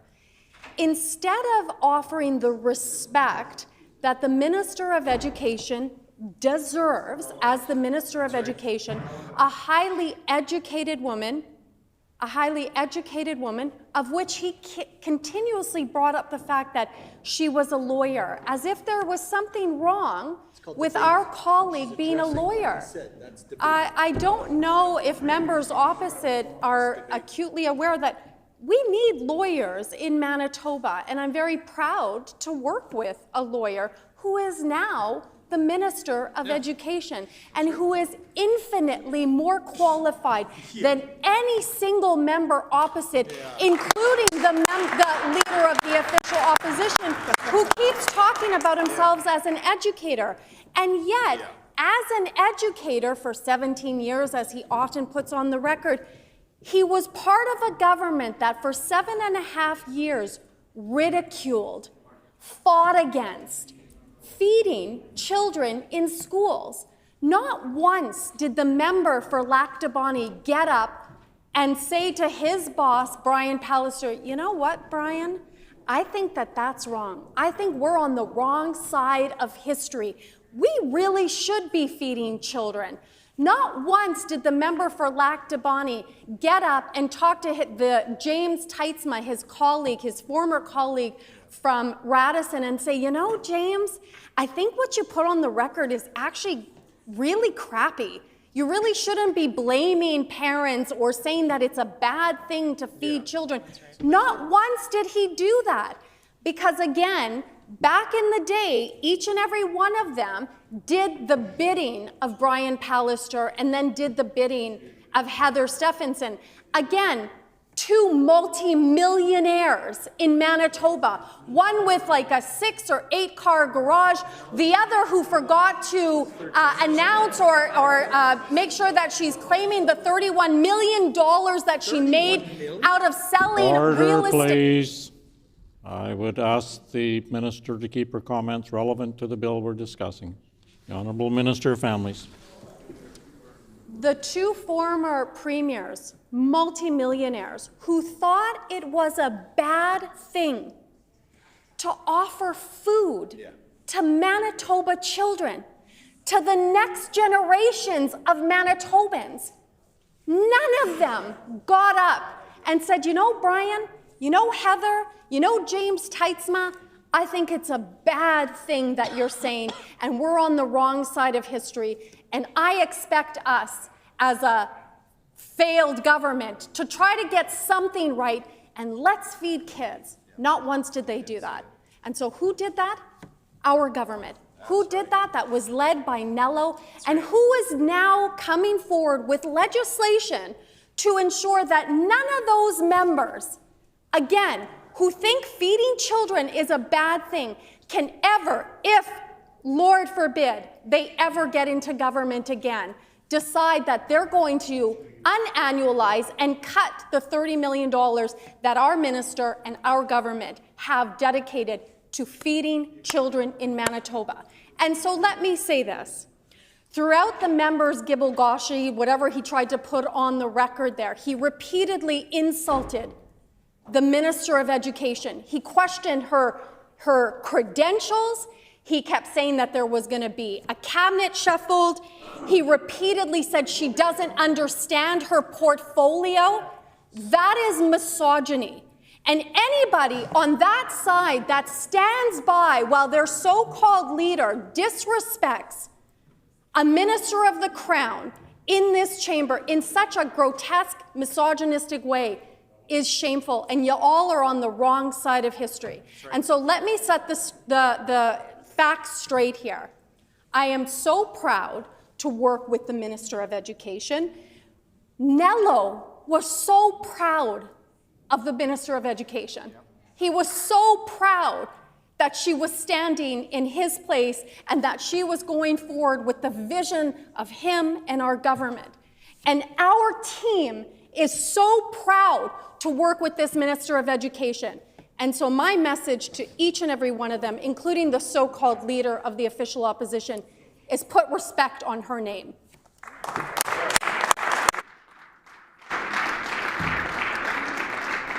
Seeing no more speakers, is the House ready for the question? The question before the House is second reading of Bill number 17, the Public Schools Amendment Act, Nutrition Equality for Lasting Learning Outcomes. Is it the pleasure of the House to adopt the motion? Agreed and so ordered. The motion is accordingly carried. The Honourable Opposition House Leader. A recorded vote, please. A recorded vote has been asked for. Call in the members.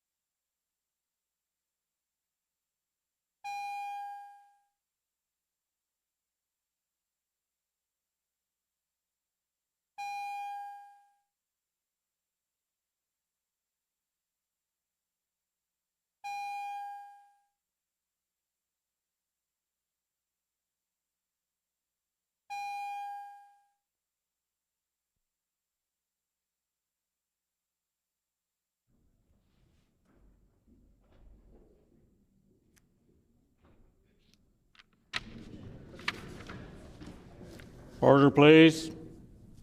The question before the House is second reading of Bill number 17, the Public Schools Amendment Act, Nutrition, Equality for Lasting Learning and Outcomes. All those in the House in favor of the motion, please rise. Okay. Honorable Minister Fontaine. Honorable Minister Fontaine. Honorable Minister Schmidt. Honorable Minister Schmidt. Honorable Mr. Wiebe. Honorable Mr. Wiebe. Honorable Minister Asaguera. Honorable Minister Asaguera. Honorable Minister Sala. Honorable Minister Sala. Honorable Mr. Kostishin. Honorable Mr. Kostishin. Honorable Ms. Smith. Honorable Ms. Smith. Mr. Johnson. No, Mr. Iwasko. Oh, sorry. Mr. Iwasko. Mr. Iwasko. Mr. Johnson. Mr. Johnson. Mr. Panouk. Mr. Panyuk. Mrs. Stone. Mrs. Stone. Mrs. Cook. Mrs. Cook. Mr. Nesbitt. Mr. Nesbitt. Mr. Wharton. Mr. Wharton. Honorable Mr. Simard. Honorable Mr. Simard. Honorable Minister Marcelino. Honorable Minister Marcelino. Honorable Minister Kennedy. Honorable Minister Kennedy. Honorable Mr. Moses. Honorable Mr. Moses. Honorable Minister Naylor. Honorable Minister Naylor. Honorable Minister Sandhu. Honorable Minister Sandhu. Honorable Minister Moise. Honorable Minister Moise. Honorable Minister Morose. Honorable Minister Morose. Mrs. Hebert. Mrs. Hebert. Mr. Prashad. Mr. Prashad. Mr. Wochuk. Mr. Wochuk. MLA Bariza. MLA Bariza. Mr. Balkan. Mr. Balkan. MLA Malloway. MLA Malloway. MLA Corbett. Emily Corbett. Mr. Blaschko. Mr. Blaschko. MLA Chen. MLA Chen. MLA Pankratz. MLA Pankratz. MLA Devgan. MLA Devgan. MLA Compton. MLA Compton. Mr. Oxenham. Mr. Oxenham. MLA Loisel. MLA Loisel. MLA Dela Cruz. MLA Dela Cruz. Mrs. Schott. Mrs. Schott. Mr. Brar. Mr. Brar. Mr. King. Mr. King. Mr. Gunter. Mr. Ginter. Mr. Narth. Mr. Narth. MLA Lamoureux. MLA Lamoureux. MLA Cross. MLA Cross. We will now conduct the... All those in the chamber opposed, please rise. We will now conduct the alphabetical roll call of members participating virtually. As a reminder to all virtual members, please respond clearly with either I vote yes or I vote no, only when your name is called. And I would also remind members to unmute their mics only when they are recognized and then immediately mute it again once they've declared their vote. The page will now conduct the vote. Ms. Byram.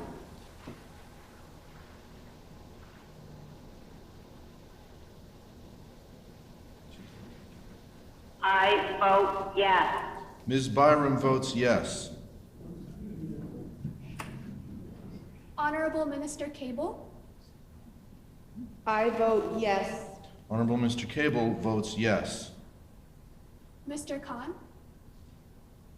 I vote yes. Mr. Khan votes yes. Honorable Mr. Canoe. I vote yes. Honorable Mr. Canoe votes yes. Mr. Schuler. I vote yes. Mr. Schuler votes yes. Well done.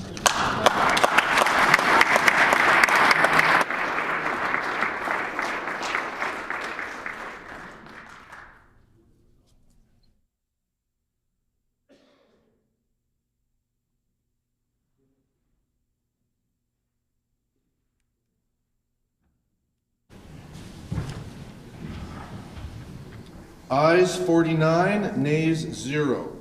I declare the motion carried. The hour now being past 5 o'clock, this House is adjourned and stands adjourned until 1:30 tomorrow.